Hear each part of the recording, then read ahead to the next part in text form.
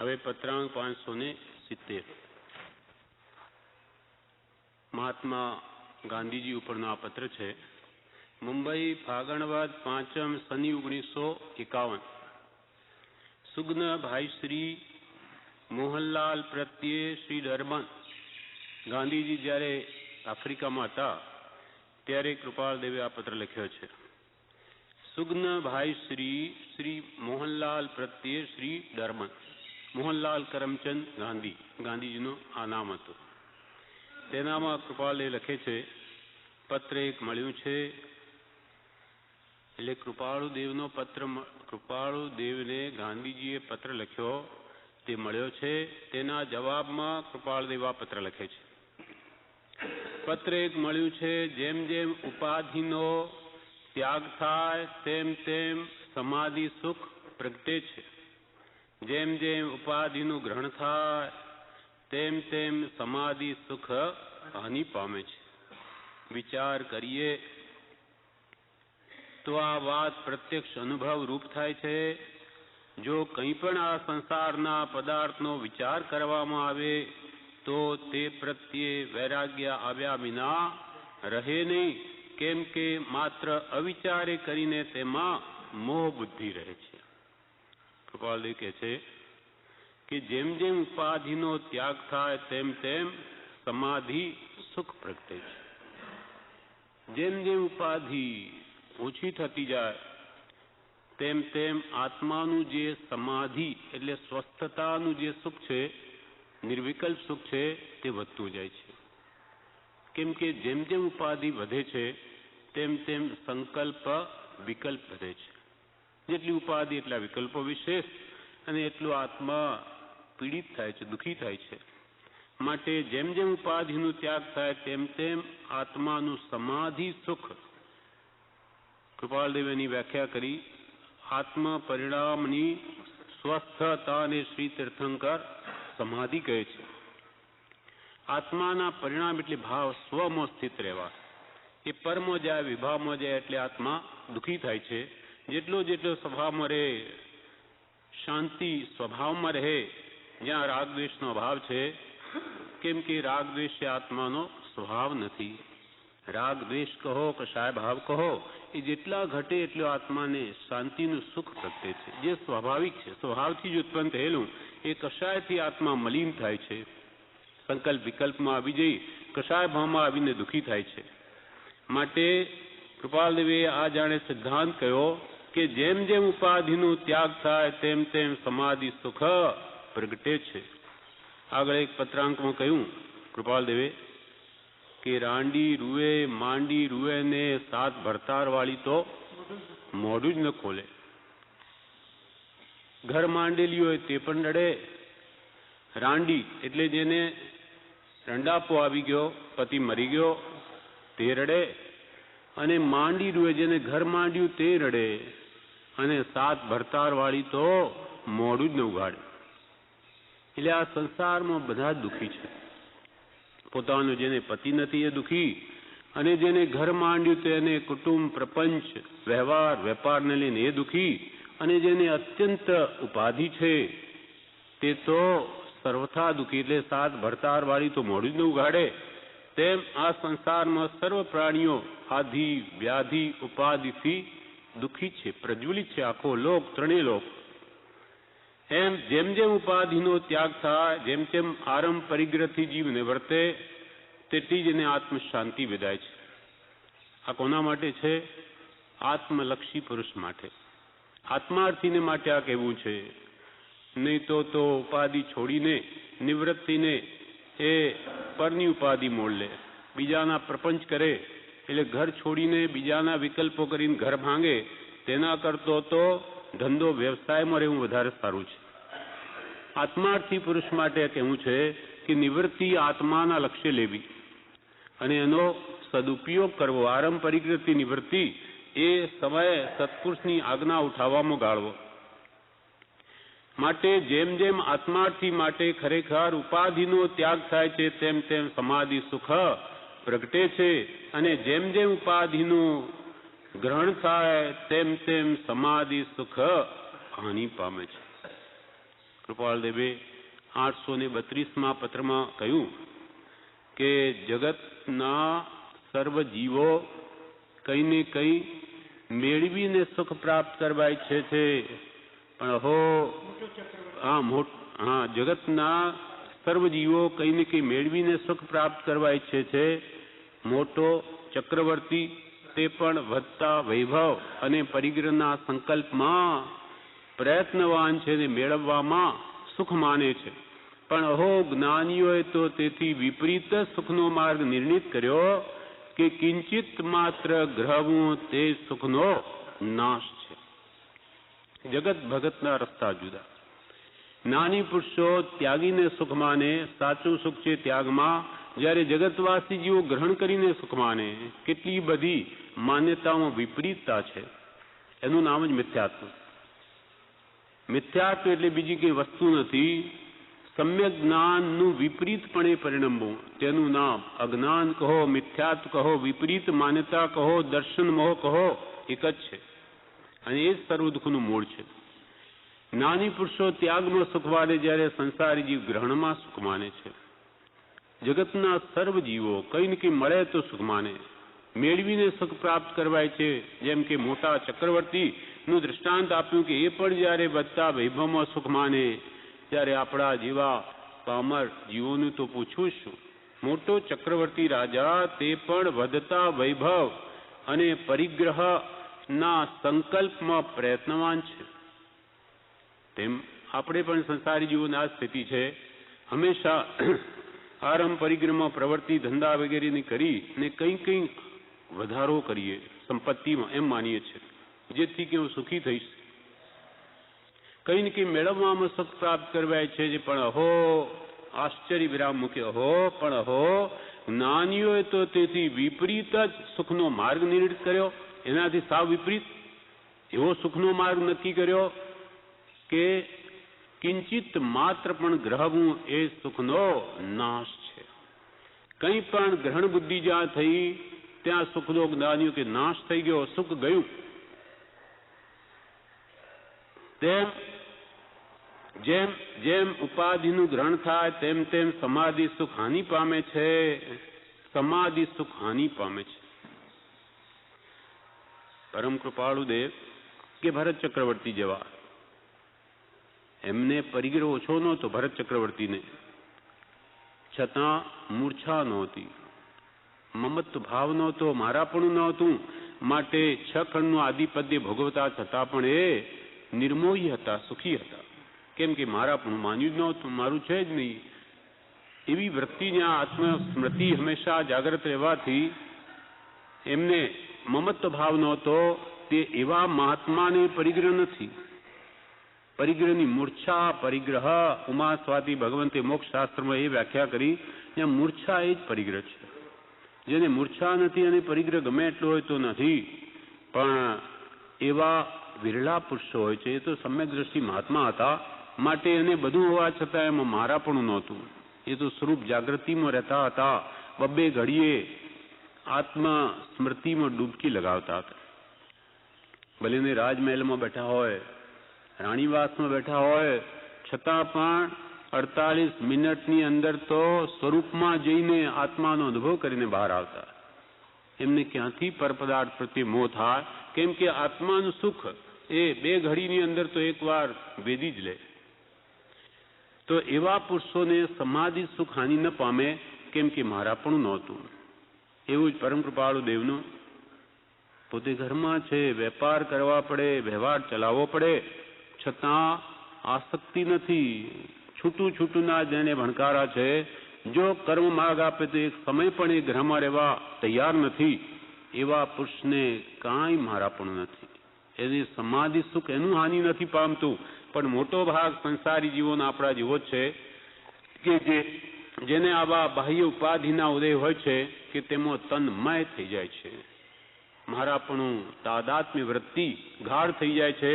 એ જીવો કર્મ બાંધે છે મૂર્છા ભાવને લઈને. એટલે કૃપાળદેવ કહે છે કે મૂળ મુખ્યત્વે સિદ્ધાંત એ છે કે જેમ જેમ ઉપાધિનો ત્યાગ થાય તેમ તેમ સમાધિ સુખ પ્રગટે છે. અને જેમ જેમ ઉપાધિનું ગ્રહણ થાય તેમ તેમ સમાધિ સુખ હાનિ પામે છે. વિચાર કરીએ તો આ વાત પ્રત્યક્ષ અનુભવ રૂપ થાય છે. વિચાર કરીએ તો કૃપાલ કે આ વાત પ્રત્યક્ષ અનુભવાય એવી છે. સત્સંગ એ સર્વ સુખનું મૂળ છે અને ઉપાધિ દુઃખરૂપ છે, એ વાત દરેકને અનુભવાય એવી છે. એટલે કૃપાલ વિચાર જો કરીએ તો આ વાત પ્રત્યક્ષ અનુભવ છે, અનુભવરૂપ થાય છે. જો કંઈ પણ આ સંસારના પદાર્થોનો વિચાર કરવામાં આવે તો તે પ્રત્યે વૈરાગ્ય આવ્યા વિના રહે નહીં, કેમ કે માત્ર અવિચારે કરીને તેમાં મોહ બુદ્ધિ રહે છે. કૃપાલ ખામી શાની છે? વિચારની. આજે વિચારતો જ નથી. ઉપાધિમાં હોય કે દુનિયા જેમ કરતી એમ કરી જાય છે, કે ભાઈ પૈસા મેળવવામાં સુખ તો બધા એના પાછળ પડે, કે ઘર કુટુંબ હોય તો સુખી એનાથી માતા મળે કે પૈસાથી મળે કે પુત્રથી મળે. એ જગતવાસી જીવોનો જે અભિપ્રાય છે એ જોઈને જીવ ચાલ્યા જ કરે છે. પણ જ્ઞાની પુરુષના અભિપ્રાય એને નિર્ણય કર્યો નથી કે સાચું સુખ સામો છે. એટલે વિચાર કરીએ તો આ વાત પ્રત્યક્ષ અનુભવ રૂપ થાય છે. સાચું સુખ ત્યાગમાં છે કે રાગમાં છે, ઉપાધિમાં છે કે ગ્રહણમાં છે? વિચારે તો સમજાય એવું છે. જો કંઈ પણ આ સંસારના પદાર્થોનો વિચાર કરવામાં આવે તો તે પ્રત્યે વૈરાગ્ય આવ્યા વિના રહે નહીં. કૃપાલ કે જો આ જગતના કોઈ પણ પદાર્થનો જો વિચાર કરવામાં આવે તો તે પ્રત્યે આ જીવને વૈરાગ્ય આવ્યા વિના રહે નહીં એમ કહ્યું. કેમ કે માત્ર અવિચારે કરીને તેમાં મોહ બુદ્ધિ રહે છે. સંસારના પદાર્થોનું તુચ્છપણું છે, પણ એને ભાસ્યું નથી. માટે કાં તો પૂર્વના સંસ્કારી હોય તો પૂર્વના આરાધક હોય તો અહીંયા આવતા જ એને વૈરાગ્ય વૃત્તિ રહે, નહીં તો પછી કંઈ સત્સંગ વડે સત વસ્તુ સમજાતા એને સંસાર દુઃખરૂપ ભાસે, તુચ્છ ભાસે, અને આત્માનું સુખ જે શાંતિમાં રહેલું છે, કશાયના અભાવમાં રહેલું એને સમજાય છે. એને સમજાય ત્યારે આપોઆપ એને ગ્રહણ કરે છે. કેમ કે માત્ર અવિચારે કરીને તેમાં મોહ બુદ્ધિ રહે છે. જેમ કે કૃપાળદેવના વચનો કે બીજા કોઈ શાસ્ત્રોમાં છે, એટલે એમાં વસ્તુનું વાસ્તવિક સ્વરૂપ બતાવ્યું હોય તો એને ખ્યાલમાં આવે અને આપોઆપ એ પ્રત્યેથી ભાવ હટે. જેમ કે આપણે આ 12 ભાવના વાંચીએ એમાં કૃપાળદેવે શું કહ્યું? પૈસા પ્રત્યે મોહ થાય, ધનાદિ પ્રત્યે તો કૃપાળદેવે શું કહ્યું? વિદ્યુત લક્ષ્મી. લક્ષ્મી એ તો વીજળી જેવી છે. પ્રભુતા પતંગ, અધિકાર તે પતંગિયા રંગ જેવો છે. 4 દિવસની ચટકી છે. આયુષ્ય તે તો જળના તરંગ, જળના તરંગની જેમ આયુષ્ય ક્ષણિક છે. પુરંદરી ચાપ અનંગ રંગ. આ કામદેવના રંગ પણ ઇન્દ્રધનુષ જેવા છે. શું રાચીએ ત્યાં ક્ષણનો પ્રસંગ, ક્ષણ માત્ર પણ ત્યાં શું રાચવું? એમ વસ્તુની વાસ્તવિકતા જેમ જેમ સમજાય વિચારે કરીને તેમ તેમ તેમાંથી મોહ બુદ્ધિ ઘટે છે. કેમ કે માત્ર અવિચારે કરીને તેમાં મોહ બુદ્ધિ રહે છે. એના વિવેચનમાં બ્રહ્મચારીજીએ કહ્યું છે,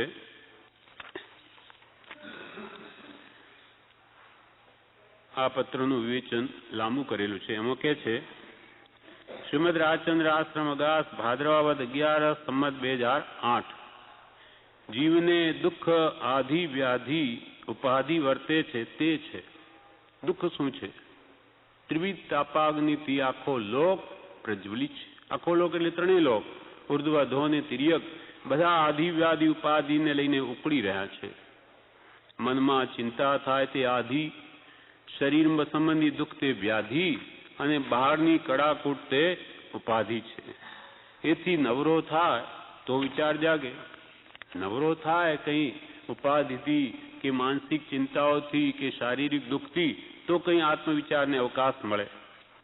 જેને ઉપાધિ ન હોય તેને એટલી ચિંતા ઓછી છે અને અવકાશ મળે. ઉપાધિ ઓછી હોય તો અવકાશ મળે ને આત્મવિચાર કરી શકે. અવકાશ જ્ઞાનીની આજ્ઞા આરાધવામાં ગાળે તો તેથી સમાધિ સુખ પ્રગટે. એ જે અવકાશ એને મળ્યો, ઉપાધિ આરંપરિક રીતથી ઓછા કર્યા, અવકાશ મળ્યો તે જ્ઞાની પુરુષની આજ્ઞા આરાધવામાં ગાળે જ્ઞાની પુરુષની આજ્ઞા શું છે? ભક્તિ સ્વાધ્યાય કરીને રાગ દ્વેષ કશાય ભાવોને ઘટાડવા, સ્વરૂપ સ્મૃતિમાં રહેવું. એ અવકાશ જ્ઞાનીની આજ્ઞા આરાધવામાં ગાળે તો તેથી સમાધિ સુખ પ્રગટે. જેમ જેમ ઉપાધિનો ત્યાગ થાય તેમ તેમ સમાધિ સુખ પ્રગટે છે. એ વાત જો હૃદયમાં ચોંટી જાય તો કામ થઈ જાય એવું છે કે ઉપાધિનો ત્યાગ તો જ સમાધિ સુખ પ્રગટે. એ વાત જો હૃદયમાં બ્રહ્મચારી કે છે ચોંટી જાય તો જરૂર એનું કામ થાય. ઉપાધિ તો પૂર્વ કર્મ છે, પણ સમાધિ રાખવી આપણે હાથ છે. ઉપાધિ તો આવવાની. આપણે જેવા પૂર્વે કર્મ બાંધ્યા તેવા તેવા જે ભૂતગલ સ્પર્શના નિશ્ચય પરસેસ હોય, પણ મમતા સમતા ભાવ સે કર્મ બંધ ક્ષય હોય. ઉપાધિનું ગ્રહણ જે જોગ લખ્યો હશે થશે જ, કુટુંબ કે ધનાદિની, પણ એમાં મારાપણું કરવું કે નહીં એ આપણા હાથમાં છે. મમતા કરે તો બંધાય, મૂર્છા ભાવ જ મમતા છે. ને સમતા રાખે કે ઉદ્યાધીન મળ્યું છે બધું જવાનું છે, વૈરાગ ઉપશમ જાગ્રત રાખે તો કાંઈ નહીં, ગયું આવીને જાય, બંધ નહીં થાય. મમતા સમતા ભાવ છે કર્મ બંધ ક્ષય હોય. મમતા કરી લે એમાં મારાપણું તો કર્મનો બંધ. સમતા ભાવે બધું જોયા કરે, ઠીક છે કુટુંબ મળ્યું, શું મેં કંઈ વિશેષ આખા દુનિયામાં બધાને છે જ ને, ધનાદિ બધાને પ્રાપ્ત થાય, જતું પણ રહે, એમાં શું મોહ મમત કરવો.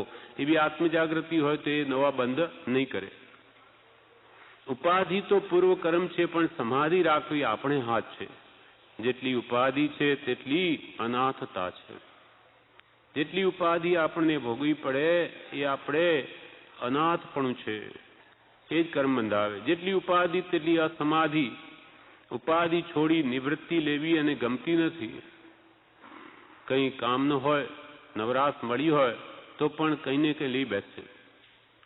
એને ઉપાધિ પ્રિય છે. અનાદિનો અભ્યાસ પરિગ્રહ સંજ્ઞા કામ કરે છે.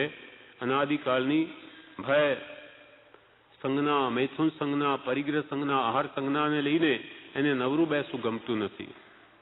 નવરાશ મળી હોય તો પણ કંઈ ને કંઈ કામ લઈ બેસે. જેટલો ઉપાધિનો ત્યાગ થાય તેટલું સમાધિનું કારણ થાય છે. ઉપાસનો અને પારણાનો 2 દિવસ તપાસે તો ખબર પડે કે ઉપાસને દિવસે કંઈ ફિકર ચિંતા નથી અને પારણાના દિવસે ઉપાધિ છે.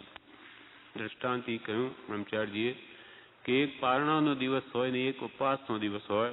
ઉપવાસના દિવસે કોઈ ઉપાધિ નથી, જ્યારે એક પારણું હોય તે દિવસે કેટલી બધી ઉપાધિ. હવે જમવું છે એટલે નાસ્તામાં શું કરું, કાલે ઉપવાસ હતો, લવિંગ પાણી બનાવો કે શીરો બનાવો કે શું ખાઓ, અનેક પ્રકારની ઈચ્છાઓ ઉત્પન્ન થાય છે.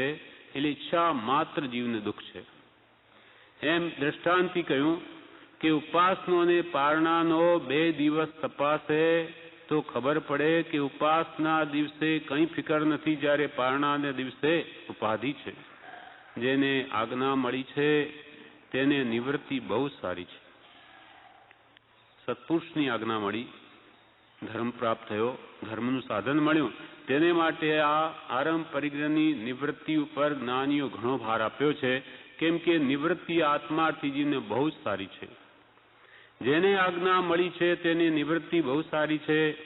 સમજીને નિવૃત્તિ લે તો પ્રવૃત્તિમાં હોય તો પણ નિવૃત્તિનો સ્વાદ ન ભૂલે. પ્રવૃત્તિ કરવી પડે કદાચ કર્માદિ, તો પણ સુખ તો સત્સંગમાં છે, નિવૃત્તિમાં છે. આરંભ પરિગ્રહ નિવૃત્તિમાં છે, સત્પુરુષની આજ્ઞામાં, ભક્તિ સ્વાધ્યાયમાં છે. એ ભૂલે નહીં.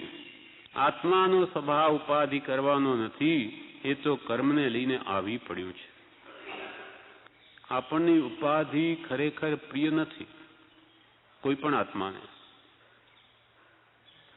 બધા જીવને દુકાને જવું ગમે નહીં, ઘરમાં બેસીને નિરાતે સ્વ છંદે એટલે સ્વમતિ કલ્પના જેમ કરવું હોય તેમ કરવામાં એને આનંદ આવે, પણ એને જવું પડે સમયસર.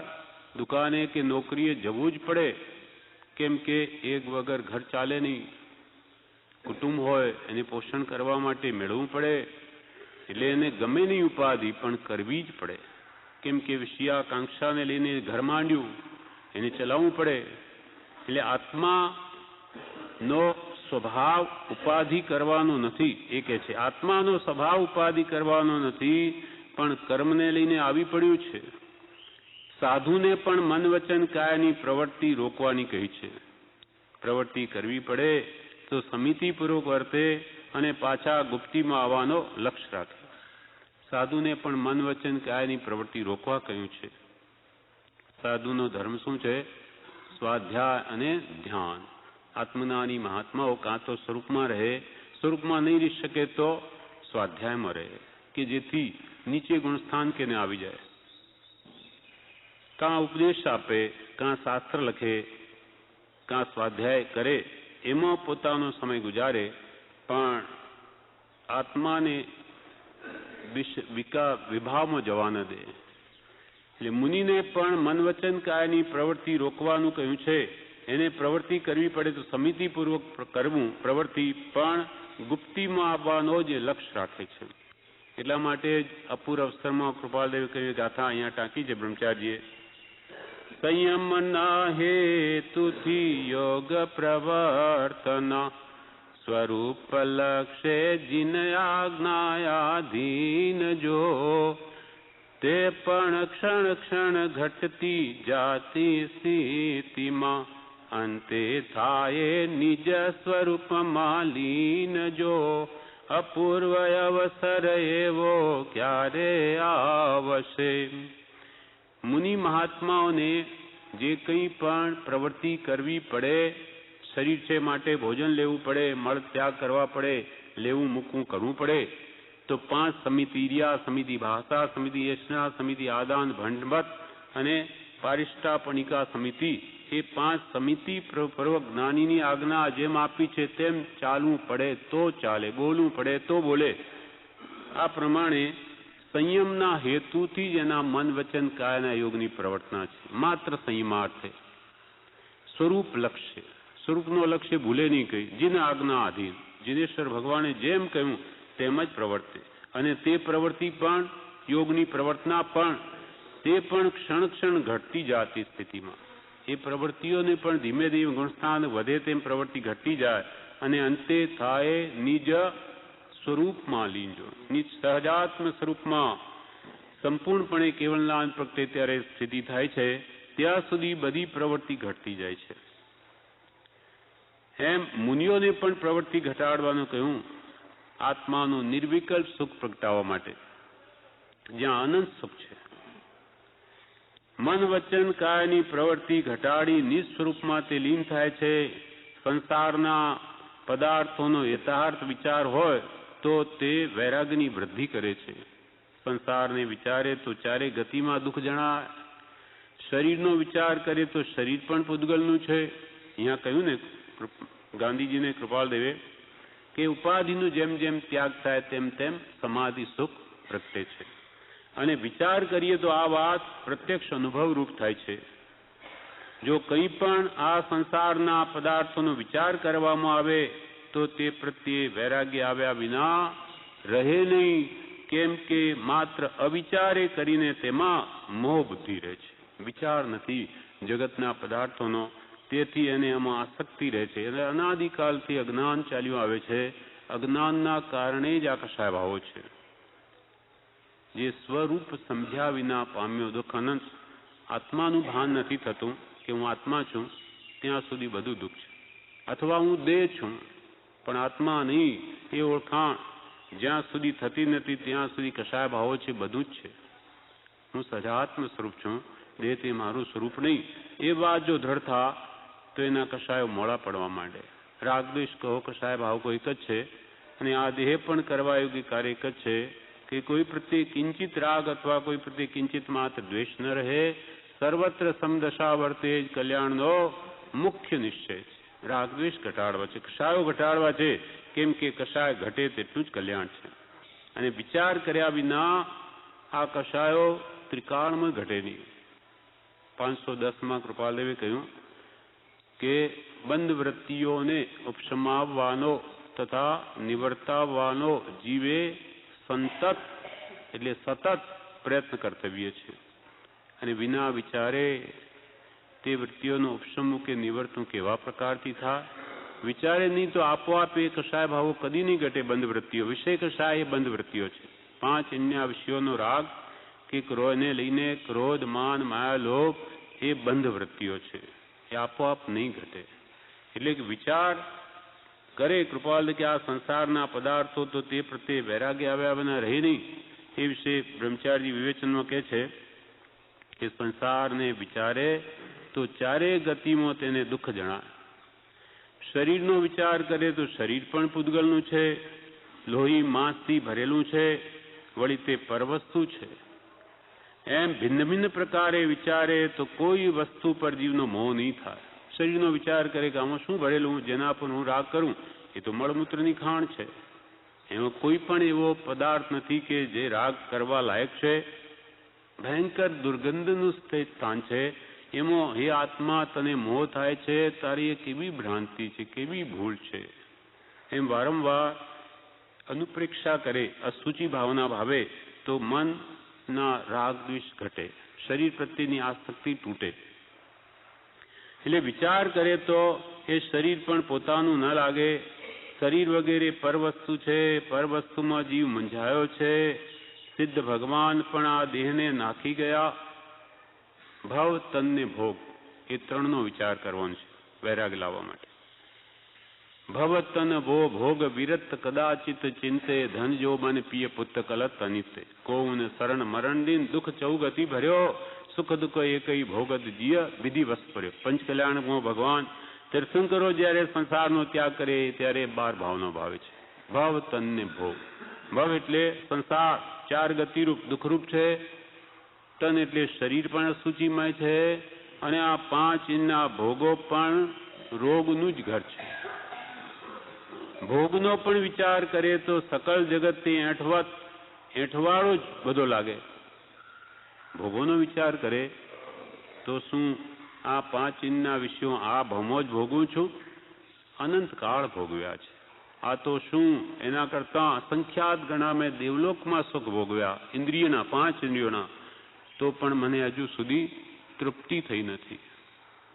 આ કોઈ પણ વિષય ભોગવવાથી તૃપ્ત થતા જ નથી. ભૂખ લાગી હોય સવારમાં ખાઈએ, સાંજે પાછા 4-5 કલાક થાય કે હતા તેવાના તેવા, પાછી ભૂખ એવી ને એવી.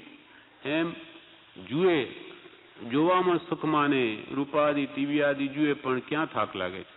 સવારમાં જુએ કે હવે ભાઈ આજે બહુ જોયું, હવે આપણે જોવાની જરૂર નહીં, પાછું સાંજે કે બપોરે એની હાલત.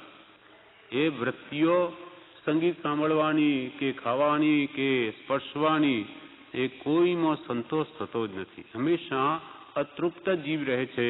ત્યારે જ્ઞાનીઓ કહે છે એનો મોહ છોડવાનો આ ઉપાય છે જ નહીં. એને જેમ જેમ ભોગવીશું તેમ વિશેષ આસક્તિ તૃષ્ણા વધતી જાય છે. એનો ત્યાગ તો એને છોડી દેવામાં જ છે, એને નહીં ભોગવવામાં જ. એટલે કૃપાલદેવ જીતેન્દ્રિયના પાઠમાં 67ના પાઠમાં મોક્ષમાળા 68મા પાઠમાં કહ્યું કે મન જે ઈચ્છા કરે તેને નહીં આપવું. એ રૂપ, સંગીત કે સુગંધ કે રસ કે સ્પર્શ ઈચ્છે નહીં આપવા, જે ઈચ્છે નહીં આપવું, તો આ તૃષ્ણારૂપી ખાડો પૂરાય. બાકી જેટલું નાખ્યા જ કરીશું, ભોગ્યા જ કરીશું, એટલી તૃષ્ણા વાસના વિશેષ વધશે. તૃષ્ણા વધતી ઉલટી ભોગે વહી જાય સુયોગ. એટલે એ 5 ઇન્દ્રિયના વિષયોને જીતવાથી કશાય જીતાય છે. 5 ઇન્દ્રિયોને મન જીતાથી બધું જીતાય. એકમ જીએ પંચમ જીએ 10. એકમ એટલે એક મનને જીતે તો 5 ઇન્દ્રિયો જીતાય. 5 ઇન્દ્રિયોને મન જીતાઈ ગયું તો 10 જીતાય. ક્રોધમાન માયેલો બી જીતાઈ જાય. મન એવો મનુષ્યાણામ કારણમ બંધ મોક્ષ્યો. મનને લઈને આ બધું અને તેનો નિર્ણય, આ બધું જ મન, ભાવમન આત્મા પોતે જ છે. દ્રવ્ય મન તો એ તો એક પાંખડીના આકારેનું એક ઇન્દ્રિય છે, અંતઃકરણ. હા, વિચાર કરવાનો. બાકી ખરેખર તો ભાવમન આત્મા પોતે જ છે. એ જો આ સત્પુરુષના બોધે વસ્તુ સ્વરૂપ સમજાઈ જાય અને 5 ઇન્દ્રિયના મોહ ઘટી જાય વિષયોનો, તો એનું મન જીતાઈ જાય. અને મનને 5 ઇન્દ્રિયો જીતાઈ ગઈ તો કશાય તો શું કરે? કાંઈ ન કરી શકે. એટલે એકમ જીએ, એક મન જીતે, પંચમ જીએ, અને પંચમ જીએ 10. 10 જીતાઈ જાય. 5 ઇન્દ્રિયોને મન અને ક્રોધ માન માયેલું બધું જીતાઈ જાય. એટલે એને આત્માનું સુખ પ્રાપ્ત કરવાની યોગ્યતા આવી જાય છે. આત્મજ્ઞાનની ભૂમિકા તૈયાર થઈ જાય. મંદ વિષય ને સરળતા, સહાજ્ઞા, સુવિચાર, કરુણા, કોમળતા આદિ ગુણ પ્રથમ ભૂમિકા હતા. પછી તો આગળ વધતા વધતા આત્માનો સ્વાદ આવે એટલે રોક્યા શબ્દાદિક વિષય સંયમ સાધન રાગ, જગત ઇષ્ટ નહીં આત્મથી મધ્ય પાત્ર મહાભાગ.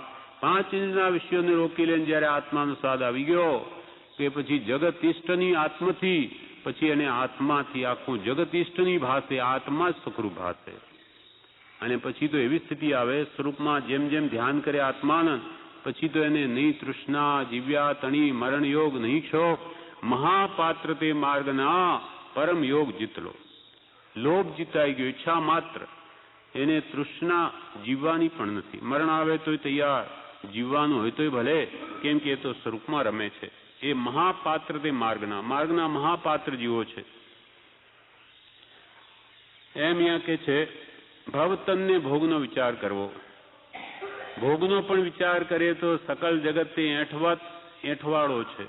જે કંઈ હું ભોગવું છું એ અનંતવાર ભોગવ્યું, એ પૂતગલ પરમાણુને અનંતવાર ભોગવ્યા. એંઠવાળો જ બધા જીવો ભોગવે છે. વિચાર નથી, તેથી મોહ થઈ જાય છે. સમજાતું નથી કારણ કે વિચાર નથી. ભૂખ લાગે તો ખાડો પૂરવા નાખવું. બધા ભોગના પદાર્થ જીવને કામના નથી, પણ ટેવ પડી ગઈ છે. ઉપર છલ્લું જોઈએ તો જીવને મોહ થાય એવું છે. પર્યાય દ્રષ્ટિ જ એવી છે. આપણે ઉપરથી જોઈએ તો સારા એવા કપડા રંગબેરંગી પહેરેલા હોય તો રાગ થાય, પણ વિચાર કરે તો કપડા તો ઉપર છે, એ તો વાસ્તવિકતાને ઢાંકે છે. કપડા કપટ વધારતા, જે વાસ્તવમાં જોવાલાયક નથી એ વસ્તુને ઢાંકીને સુંદર બતાવે, એ ભ્રાંતિ છે. આપણને ભ્રાંતિ ઊભી કરે છે. શરીર છે તે ચામડીને લઈને સુંદર દેખાય, અંદર તો નસો, માંસ, હાડકાનું પૂતળું, હાડપિંજર ભયંકર છે. એમ વિચાર કરે તો એ પર્યાય દ્રષ્ટિ દૂર થાય છે. દ્રવ્ય દ્રષ્ટિ કરે પૂતગલ પરમાણુનું શરીર, અને એ બી શોભા જે છે તે આત્માને લઈને. આત્મા ચાલ્યો જાય તત્ક્ષણ એ આપણે એને બાળી નાખીએ છીએ. કીડા પડી જાય, ભયંકર ભાષે, બધું સુકાઈ જાય, ગમે નહીં. બધી શોભા આત્માની છે. એટલે કે છે પર્યાય દ્રષ્ટિ દૂર કરવી. શરીર ગંધવાળો છે તેની ઈચ્છા કરી, કલ્પના કરી કર્મ બાંધે છે, પરંતુ પોતાનું નહીં તેના પર મોહ કરી કર્મ બાંધે છે. ત્યાગ ટકી રહે અને હવે વૈરાગ્ય રહે એમ કરવાનું છે. આવી રીતે ભવતન ભોગનો વિચાર કરીને કૃપાળદેવ કહે છે કે હવે એના પ્રત્યે વૈરાગ્ય ભાવ ટકી રહે એમ કરવું. ને કોઈ પણ પદાર્થનો, આપણા સંસારના પદાર્થોનો વિચાર કરવામાં આવે તો તે પ્રત્યે વૈરાગ્ય આવ્યા વિના રહે નહીં. કેમ કે માત્ર અવિચારે કરીને તેમાં મોહ બુદ્ધિ રહે છે. વિચાર મહાન યોગ છે. યોગ અસંખ્ય છે. જીન કયા જીનેશ્વર ભગવંતે આત્મપ્રાપ્તિના અસંખ્ય ઉપાયો કયા છે. કોઈને ઉપશમ વિવેક સંવર કહ્યું, કોઈને માસૂસ પણ કહ્યું. જેવા જીવો આપણને સજાત્મ સ્વરૂપ મંત્ર આપ્યો, કોઈને કોઈને નવપદની આરાધના કહી. જેને જે યોગ્ય હોય જેમ કહ્યું તે એવા તો અસંખ્ય યોગ છે. તેમાં એક વિચાર પણ એક મહાન યોગ છે. એટલે કૃપાળદેવ કે હવે બીજું કહીએ કેટલું કહીએ તમને. જે કંઈ અમારે કહેવું છે તે બધું આત્મસિદ્ધિમાં કહી દીધું.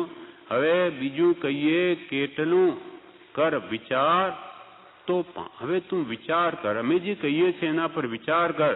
અને વિચાર જો 6 પદનો નહીં કરીશ તો આપોઆપ તને તારા આત્માની શ્રદ્ધા નહીં થાય. તું નિત્ય છું એ પણ નહીં થાય. એટલે હવે વિચાર કર. એટલે કૃપાળદેવ અહીંયા ગાંધીજીને આ જ લખ્યું કે હવે વિચાર કરો. કેમ કે માત્ર અવિચારે કરીને જગતના પદાર્થોમાં મોહ બુદ્ધિ રહે છે. હવે આગળ કે છે કૃપાળદેવ 6 પદની વાત કરે છે ગાંધીજીને કે આત્મા છે, આત્મા નિત્ય છે, આત્મા કર્મનો કર્તા છે, આત્મા કર્મનો ભોગતા છે. તેથી તે નિવૃત્ત થઈ શકે છે અને નિવૃત્ત થઈ શકવાના સાધન છે. એમ 6 કારણો જેને વિચારે કરીને સિદ્ધ થાય તેને વિવેક જ્ઞાન અથવા સમ્યક દર્શનની પ્રાપ્તિ ગણવી, એમ શ્રીજીને નિરૂપણ કર્યું છે, જે નિરૂપણ મુમુક્ષુ જીવે વિશેષ કરી અભ્યાસ કરવા યોગ્ય છે. ગાંધીજીના નિમિત્તે કૃપાલદેવે આપણને કહ્યું બધાને કે પ્રથમ પદ આત્મા છે, તે નિત્ય છે.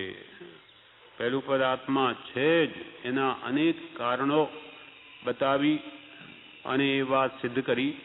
એના દ્રષ્ટાંતોથી પણ અનેક ઉપાયોથી આત્મસિદ્ધિમાં શપથ પત્રમાં એ છે કરીને સિદ્ધ કરી આપ્યું. જેમ ઘટપટ આદિ પદાર્થો તેમ છે તેમ આત્મા પણ છે અને એ નિત્ય છે. ત્રણેય કાળમાં એનો નાશ નથી. કેમ કે આત્મા ઉત્પન્ન થયો નથી, માટે નાશ ક્યાંથી થાય? એટલે આત્મા છે, આત્મા નિત્ય છે.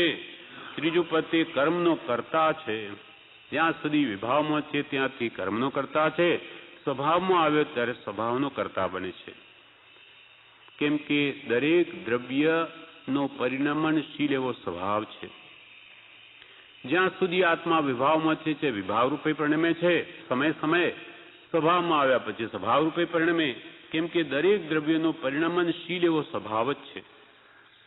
શુદ્ધ કે અશુદ્ધપણે પરિવર્તનશીલ જ છે દરેક દ્રવ્ય.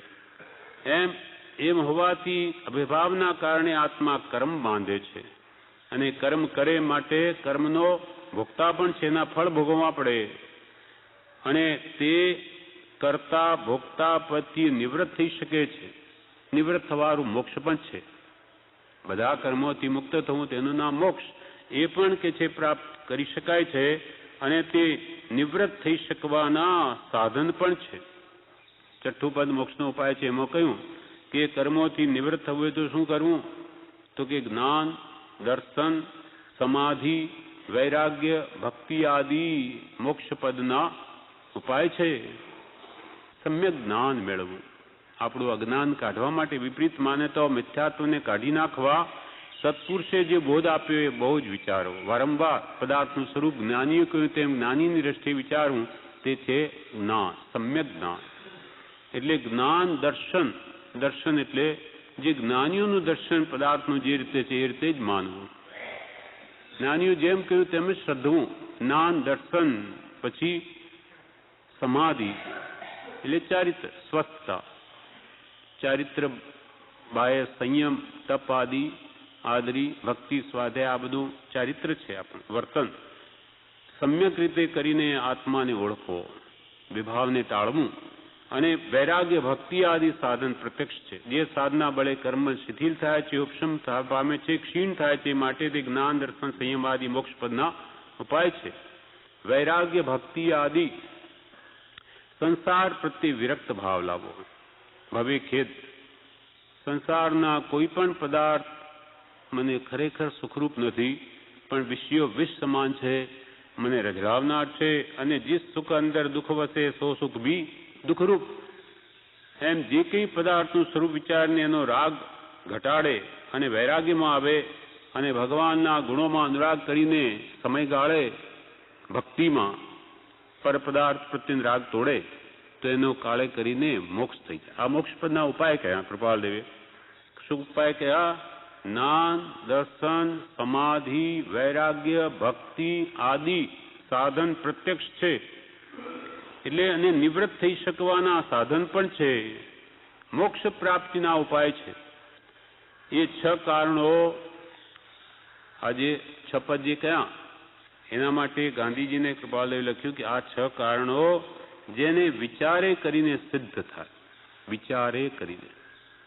જ્ઞાનીઓને સિદ્ધ થયેલા જ છે, એને તો અનુભવમાં છે અને એને તો એ પ્રત્યે દ્રઢ શ્રદ્ધા છે. કોઈ કાળે પણ કૃપાલ કે આત્મા પ્રત્યે એમને શંકા નહીં થાય. ત્રણેય કાળમાં ક્ષાયક સમ્યક દર્શન જેને પ્રાપ્ત છે, મિથ્યાત્વના દળિયા જેના જળ મૂળથી નાશ થઈ ગયા, એને કોઈ કાળે આત્મા નિત્યથી એની શંકા જ નહીં થાય. આપણને હવે કહે છે કે 6 કારણો જેને વિચારે કરીને સિદ્ધ થાય. 6 કારણોનો કેવી રીતે આત્મા છે, નિત્ય છે વગેરે આત્મસિદ્ધિમાં વિસ્તારથી કહ્યું. એ વિચારીને જેને સિદ્ધ થાય એટલે કે શ્રદ્ધાનમાં આવે, દ્રઢ થાય, તેને વિવેક, જ્ઞાન અથવા સમ્યક દર્શનની પ્રાપ્તિ ગણવી, એમ શ્રીજીને નિરૂપણ કર્યું છે. કૃપાલ કે શ્રી જીનેશ્વરે આ વાત કહી છે. અમે એકલા નથી કહેતા. અનંતા તીર્થંકરો પૂર્વે થઈ ગયા, અનંતા જ્ઞાની પુરુષો થઈ ગયા, એ બધાનો એ જ અભિપ્રાય છે કે 6 પદની જેને શ્રદ્ધા થાય, વિવેક જ્ઞાન થાય, હિતાહિતનું ભાન થાય, એમાં મારું શું, સ્વ શું, પર શું, એ જેને સમજાય, જડ ચેતન વિવેક થાય, તેને વિવેક જ્ઞાન અથવા સમ્યક દર્શનની પ્રાપ્તિ ગણવી.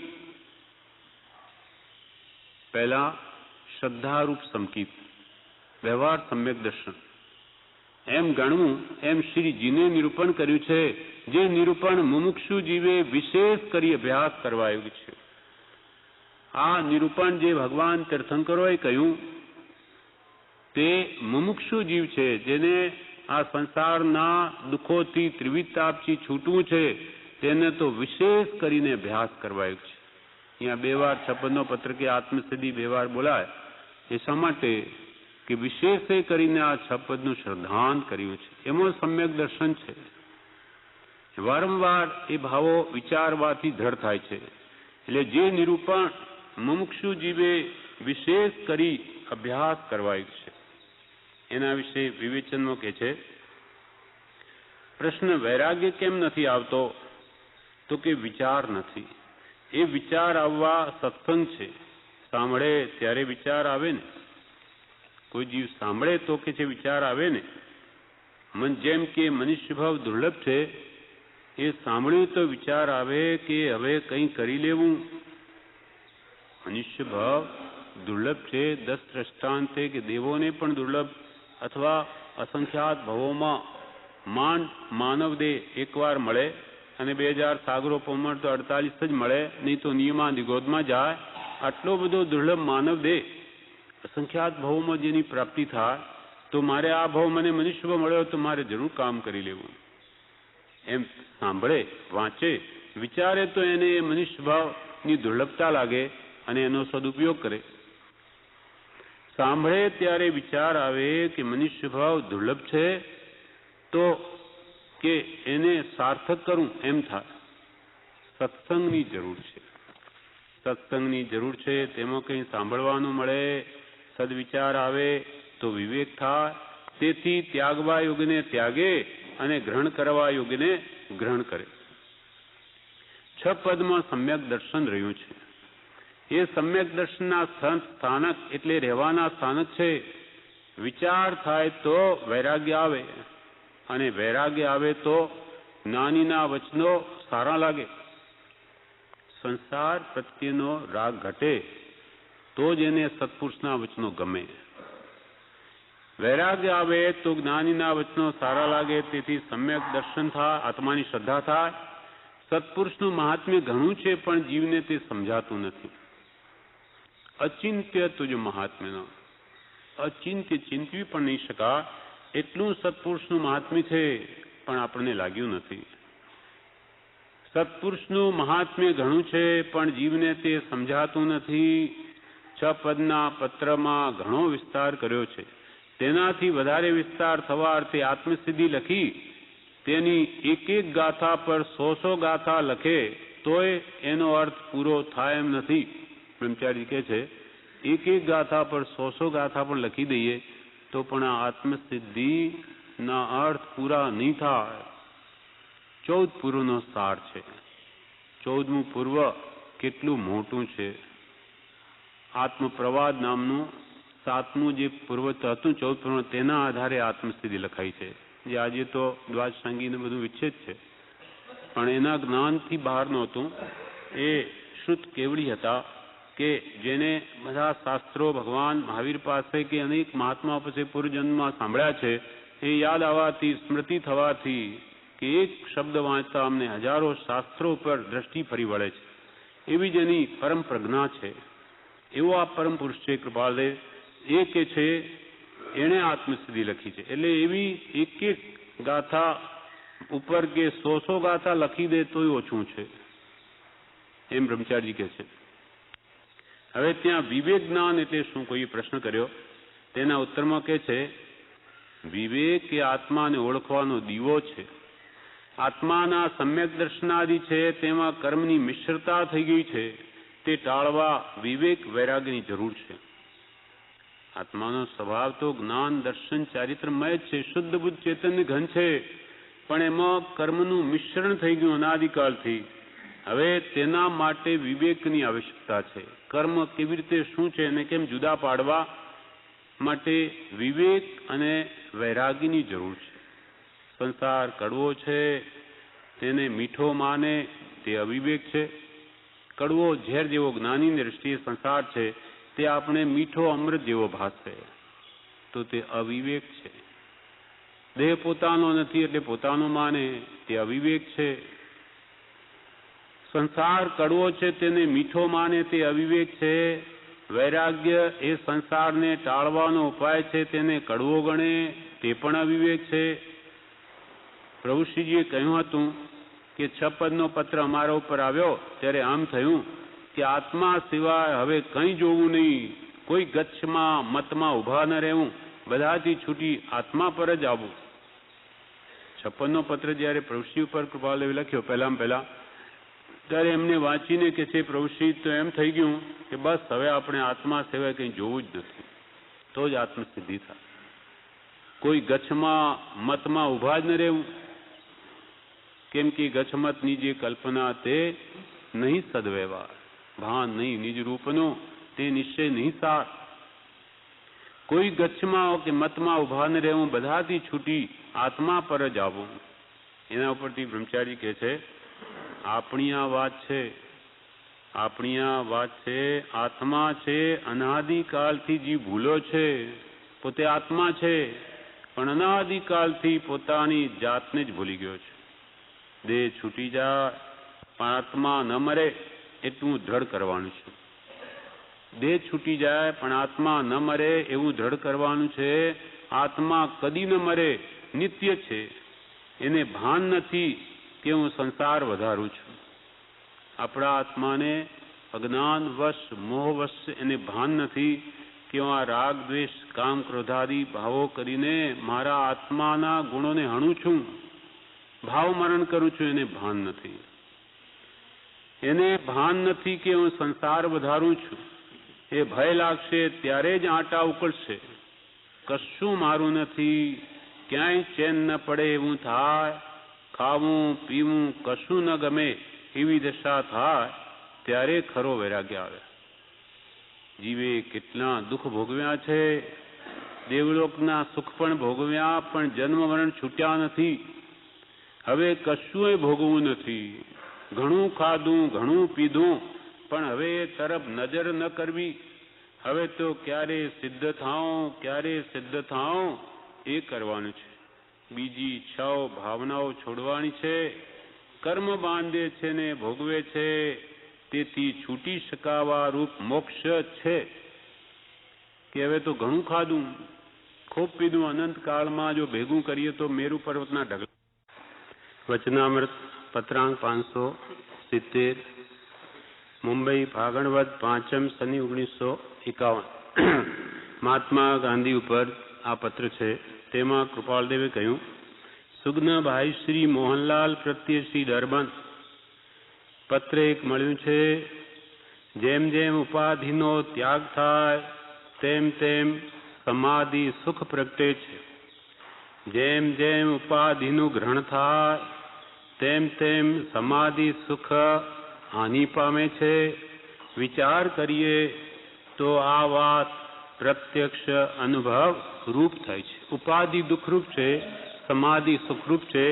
એ વિચાર કરીએ તો કૃપાલે કે આ વાત પ્રત્યક્ષ અનુભવ રૂપ થાય છે.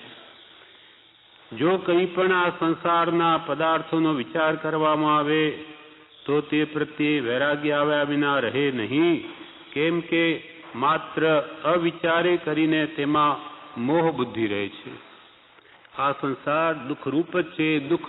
દુઃખનો એ સમુદ્ર છે, પણ અવિચારે કરીને તેમાં જીવને મોહ બુદ્ધિ રહે છે. વિચાર જ કરતો નથી કે હું સુખી છું કે દુઃખી છું. હે જીવ, તું ભૂલમાં તને સત્ય કહું છું, સુખ અંતરમાં છે, બહાર શોધવાથી નહીં મળે. અંતરનું સુખ અંતરની શ્રેણીમાં છે.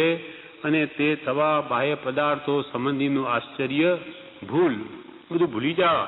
બાહ્ય પદાર્થનું જ્ઞાનીઓ કે સુખ છે જ નહીં, માત્ર પૂતગલની પર્યાય છે. એને આ જીવ સુખરૂપ કે કલ્યાણરૂપ કે એમાં મોહ પામીને જીવ ત્યાં આથડે છે, જ્યાં રાગદ્વેષ કરીને રજડે છે, પણ ત્યાં ખરેખર સુખ છે જ નહીં. જીસ સુખ અંદર દુઃખ વસે સો સુખ ભી દુઃખરૂપ. જેટલો આપણે પર પદાર્થ તે રાગ કરીએ છીએ એનો વિયોગ થતા તેટલું જ ભયંકર દુઃખ લાગે છે.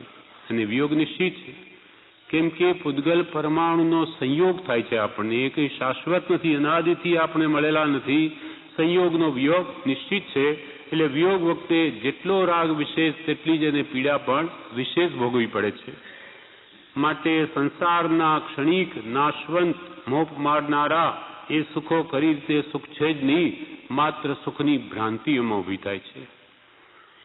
પણ આ સંસારના પદાર્થોનો વિચાર કરવામાં આવે તો તે પ્રત્યે વૈરાગ્ય આવ્યા વિના રહે નહીં.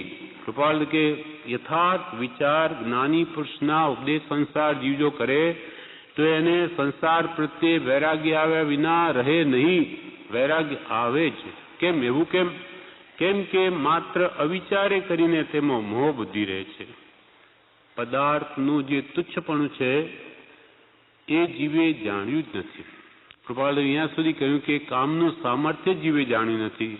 જો જાણ્યું હોત તો તે પ્રત્યે સાવ નિરસતા થઈ હોત, પણ આ જીવે કોઈ દિવસ ઊંડાણથી તત્વનો વિચાર જ કર્યો નથી. માત્ર વિચારે કરીને તેમાં મોહ બુદ્ધિ રહે છે. આ વાત કરીને હવે કૃપાલદેવ કહે છે, આત્મા છે, આત્મા નિત્ય છે, આત્મા કર્મનો કર્તા છે, આત્મા કર્મનો ભોગતા છે. તેથી તે નિવૃત્ત થઈ શકે છે અને નિવૃત્ત થઈ શકવાના સાધન છે. એ 6 કારણો જેને વિચારે કરીને સિદ્ધ થાય તેને વિવેક જ્ઞાન અથવા સમ્યક દર્શનની પ્રાપ્તિ ગણવી, એમ શ્રીજીને નિરૂપણ કર્યું છે. જે નિરૂપણ મુમુક્ષુ જીવે વિશેષ કરી અભ્યાસ કરવા યોગ્ય છે. 6 પદની શ્રદ્ધામાં સમ્યક દર્શન રહ્યું છે, 6 પદની પૂર્ણતામાં મોક્ષ રહ્યો છે. અને એની જે વિચારે કરીને સિદ્ધિ જેને થાય, 6 પદનું દ્રઢ શ્રદ્ધાન થાય, તેને ભગવાન તીર્થંકરોએ સમ્યક દર્શન કહ્યું છે. આત્માની પ્રાપ્તિ થઈ ગઈ, કેવલ જ્ઞાનનું બીજ રોપાઈ ગયું. બીજમાંથી જેમ વૃક્ષ થાય, બીજમાંથી આગળ વધતા વધતા કેવલ જ્ઞાનરૂપ વૃક્ષ થાય છે. માટે અહીંયા કહ્યું કે કોઈ પણ રીતે તમે આ 6 પદની શ્રદ્ધા કરો. એ તમારું વાસ્તવિક સ્વરૂપ છે, શરીર તમારું નહીં. તમે આત્મા છો, તમે 3 કાળમાં નિત્ય રહેનારા છો. અને જેવા તમે ભાવો કરો છો, રાગદ્વેષના ભાવકર્મ, તેવા નાના વેડાથી દ્રવ્ય કર્મનો બંધ કરો છો, એના ફળ ભોગવો છો. હમણાં આપણે આ કર્મના ફળ જ ભોગવી રહ્યા છીએ. આપણે અહીંયા બેઠા આજે મનુષ્ય, કોઈ ઢોર પશુ, કોઈ દેવલોકમાં, કોઈ નરકમાં, એ બધા કર્મના ફળ ભોગવે છે. ચોથું પદ આત્મા ભોગતા છે અને બધા કર્મોથી સર્વકાળને માટે નિવૃત્ત થઈ શકાય એમ છે. નિવૃત્ત થવાનું મોક્ષ પણ છે. અને એના ઉપાય શું? સર્વ દુઃખથી મુક્ત થવાના તો કે જ્ઞાન, દર્શન, સમાધિ, વૈરાગ્ય, ભક્તિ આદિ સાધન પ્રત્યક્ષ છે કે જે વડે આપણો આત્મા સર્વથા કર્મથી મુકાઈ શકે છે.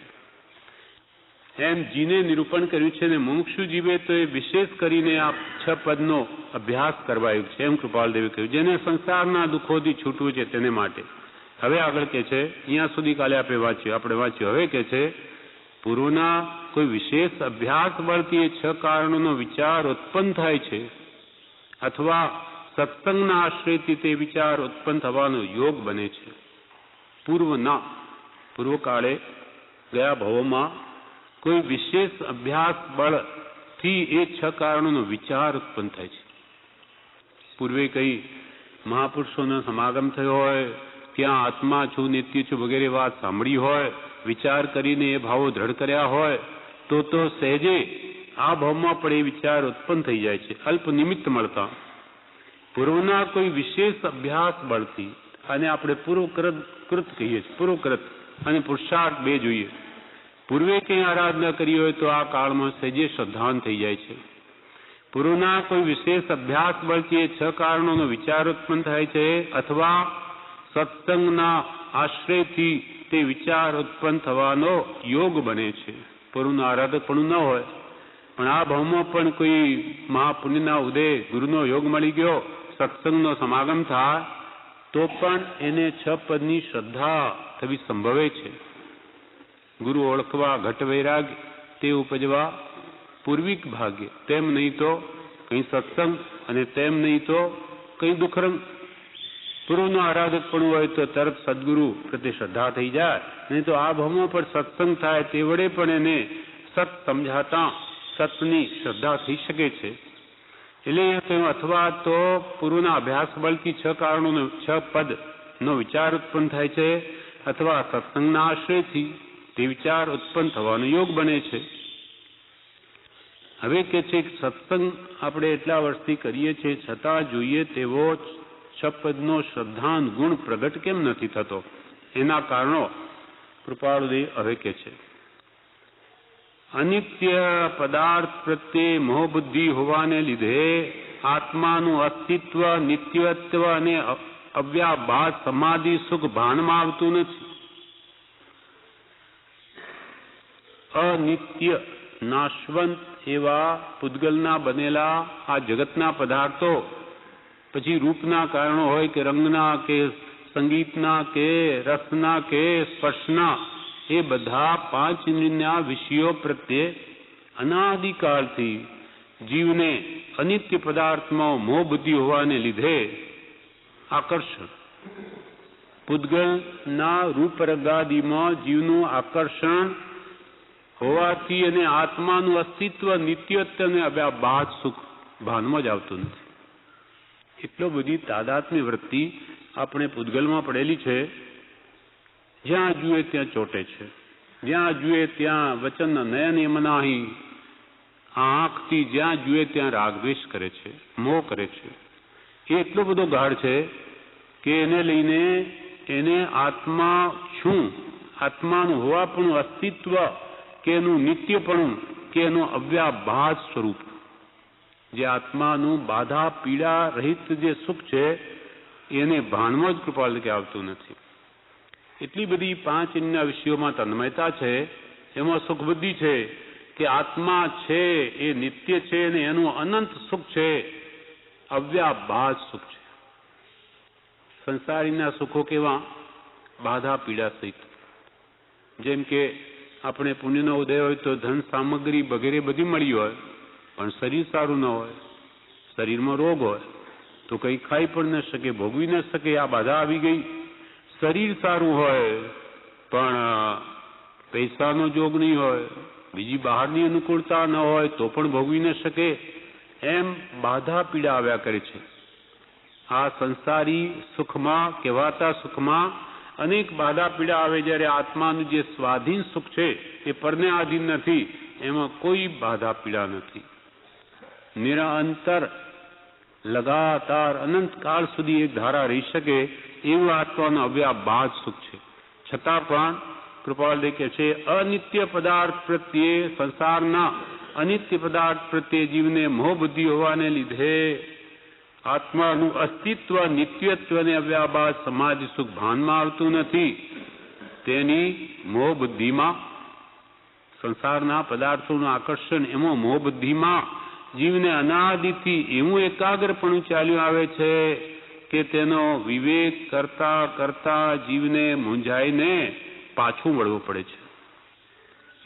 એટલો બધો મોહ ગાઢ છે કે અનાદિથી એટલું એકાગ્રપણું એમાં ચાલ્યું આવે કે દેહ તેજ હું, આ ઇન્દ્રિયો મારી, એ જે વિષયો ઈચ્છે તે આપું, એમાં એટલું બધું એકાગ્રપણું છે કે એનો વિવેક કરતા કરતા, એનો ભેદ પાડતા કે મારું નહીં, હું તો આત્મા છું, એમ જ્ઞાનીના ઉપદેશે વિચાર કરે, પણ ભેદ કરતા કરતા મૂંઝાઈને પાછું વળવું પડે છે. પાછો સંસારનો મોહ એટલો ગાઢ છે, પાછો અમે લુબ્ધ થઈ જાય છે. પાછા કપડાના, ઘરના, કુટુંબના, વ્યવહારના, વેપારના વિકલ્પો આવી અને આત્માની ભાવના જતી રહે છે. તેની મોહબુદ્ધિમાં જીવને અનાદિથી એવું એકાગ્રપણું ચાલ્યું આવે છે કે તેનો વિવેક કરતા, જડ ચેતન વિવેક કરતા જીવને મૂંઝાઈને પાછો મોહનો ઉદય બળવાન છે કે પાછું વળવું પડે છે કે એટલે પાછો આ ઘર, કપડા, શરીર આદિના વિકલ્પમાં પડી જાય છે.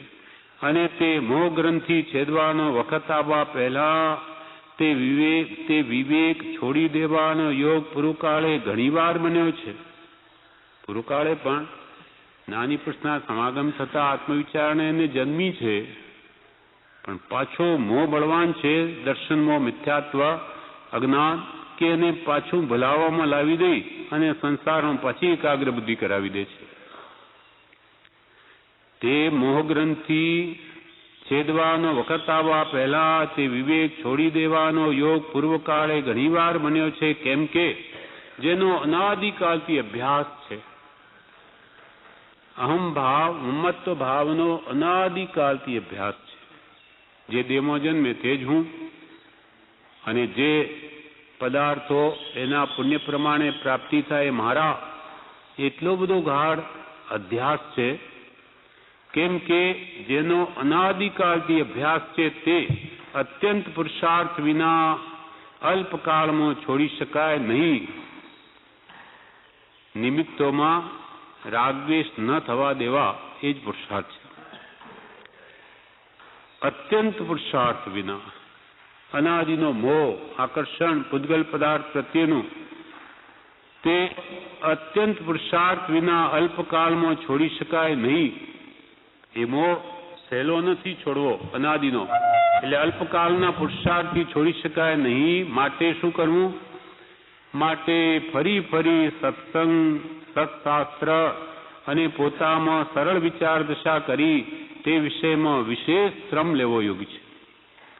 જો કે છે અનાદિનો મોહ કાઢવો હોય તો વારંવાર સત્સંગ કરવો, વારંવાર સત્પુરુષ, શાસ્ત્રા પુરુષોના વચનો, જ્ઞાની પુરુષના તે સત્સૃત છે એને વારંવાર વિચારવા, ઉપયોગ એમાં રોકી રાખવો. માટે ફરી સત્સંગ, સત્શાસ્ત્ર અને પોતામાં સરળ વિચાર દશા કરી તે વિષયમાં વિશેષ શ્રમ લેવો યોગ્ય છે. પોતામાં સરળ વિચાર દશા કરી, એટલે માટે બ્રહ્મચારીએ વિવેચનમાં કહ્યું છે સરળ વિચાર દશા શું? તો કે યથાર્થ વસ્તુનું સ્વરૂપ જ્યાં સુધી ન સમજાય ત્યાં સુધી મને સમજાઈ ગયું એમ ન માનવું, એ સરળ વિચાર દશા. મને કંઈ સમજાયું નથી, હું તો મૂળ છું, નિરાશ્રિત છું, અજ્ઞાન છું, મને હું તો દોષ અનંતનું, અને હું પામર શું કરી શકું? મેં શું સમજ્યો? કોઈ દિવસ હજી મારા સ્વરૂપને જ મેં ઓળખ્યો નથી, તો હું પરપદાર્થનું શું અહમ કરું? હજુ મારો એકડો જ મંડાયો નથી. તો મેં જાણ્યું તો તેનું ખરું કે જે મોહે નવી લેપાય, સુખ દુઃખ આવે, જીવને હર્ષોક નવી થાય, તો મેં જાણ્યું. ને શું જાણ્યું? કંઈ જ જાણ્યું નથી. એમ પોતામાં સરળ વિચાર દશા કરી તે વિષયમાં વિશેષ શ્રમ લેવો યોગ્ય છે. આ અનાદિનો જે મોહ છે, મોહ બહુ બળવાન, સર્વે કર્મોમાં મૃત્યુ ભય એના પ્રભાવે, માટે એ મોહને દૂર કરવાનો વિશેષ શ્રમ લેવો યોગ્ય છે. ઘણો પુરુષાર્થ કરવો પડશે, ઉપયોગ સદા જાગૃત રાખવો પડશે કે જીવ ક્યાં ક્યાં મોહ કરે છે.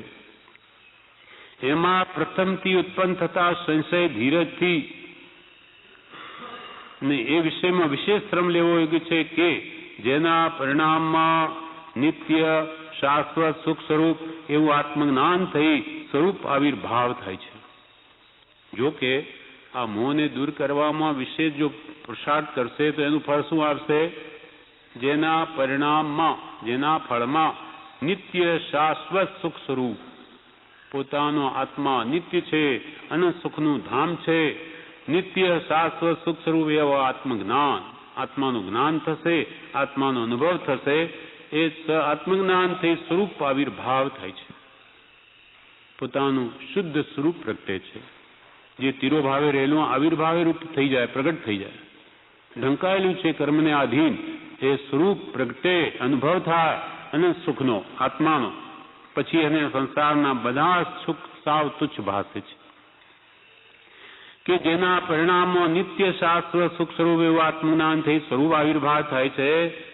પણ એમાં પ્રથમથી ઉત્પન્ન થતા સંશય ધીરેથી ને વિચારથી શાંત થાય છે. કોઈ શંકા પણ ઉત્પન્ન થાય કે આત્મા નામનો કઈ પદાર્થ હશે, હોય તો કેમ દેખાતો નથી? આટલી બધી વસ્તુઓ દેખાય, આત્મા કેમ ન દેખાય? અને નિત્ય છે એનું શું પ્રમાણ? એ કર્મો કરતા જે ભોગતા છે શું પ્રમાણ? એવી કઈ બી શંકા ઉત્પન્ન થાય તો એને ધીરજથી વિચારવી અને શંકાનું સમાધાન શોધવું. કોઈને પૂછવું એમની પોતાની મતિ કલ્પનાએ માની લે એને કાંઈ નથી, બધું આ તો બધું ધટીન છે એમ ન માની લેવું. અધીરજ ના આવવા દેવી. એમાં પ્રથમથી ઉત્પન્ન થતા સંશય એટલે શંકા ધીરજથી અને વિચારથી શાંત થાય છે. ધીરજ રાખે તો ધીમે ધીમે બધું સમાધાન થાય. આજે ન સમજાય તો પણ વિતરાગનો કહેલો પરમ શાંત રસમય ધર્મ તો પૂર્ણ સત્ય છે, એમાં કિંચિત ભૂલ હોઈ શકે જ નહીં. ભગવાન તીર્થંકરો કેવળીયતા સર્વજ્ઞ પુરુષોએ ધર્મ બોધ્યો, એમાં કિંચિત રંચ માત્ર પણ ભૂલ હોઈ શકે જ નહીં. એવો દ્રઢ નિશ્ચય જોઈએ, ધીરજ જોઈએ, સાથે સમજવાની કોશિશ કરે. એમાં પ્રથમથી ઉત્પન્ન થતા સંશય ધીરજથી અને વિચારથી શાંત થાય છે. પણ અધીરજથી અથવા આડી કલ્પના કરવાથી માત્ર જીવને પોતાના હિતનો ત્યાગ કરવાનો વખત આવે છે. કૃપાલદેવે શું કહ્યું?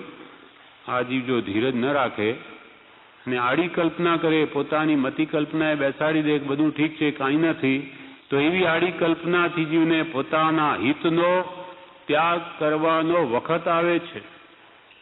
જેમ કે ગૌતમ બુદ્ધ હતા, બૌદ્ધ મતના સ્થાપક ગૌતમ બુદ્ધ. એ કહેવાય છે કે ભગવાન પાર્શ્વનાથના સંગાળામાં દીક્ષા લીધેલી. ભગવાન પાર્શ્વનાથના જે શિષ્યો હતા તે સંગાળામાં એમણે દીક્ષા લીધેલી. ખૂબ ધ્યાન કર્યું, તપ કર્યા, તપશ્ચર્યા કરી, પણ કંઈ પ્રાપ્તિ થઈ નહીં. એટલે એમને નિર્ણય કરી લીધો કે કાંઈ આનાથી કાંઈ થાય એવું નથી. કેમ પ્રાપ્તિ નથી થતી એમ કરીને મૂકી દીધું અને પોતે પોતાનો મત ઉભો કર્યો, જે આગળ જતા બૌદ્ધ ક્ષણિકવાદ નામે પ્રસિદ્ધિ પામ્યો. પોતાના મન વચન કારણે બળવાન હતા, પણ અધીરજ અથવા આડી કલ્પના કરવાથી શું થયું? પોતાના હિતનો ત્યાગ થઈ ગયો. મૂળ માર્ગથી ભ્રષ્ટ થઈ ગયા. એકલા જ નહીં, બીજા હજારો લાખો જીવોને માર્ગમાં વાળી દીધા. પોતે મત સ્થાપી ગયા. ક્ષણિકવાદ, આત્મા ક્ષણિક છે, હવે એ તો ચાલ્યા ગયા, પણ હજુ એનો મત ચાલે છે. ચીનમાં વગેરે તો કેટલાય બૌદ્ધો છે. હા, જાપાન વગેરે એ બધું પોતે ચાલ્યા ગયા, પણ શું દશા થઈ?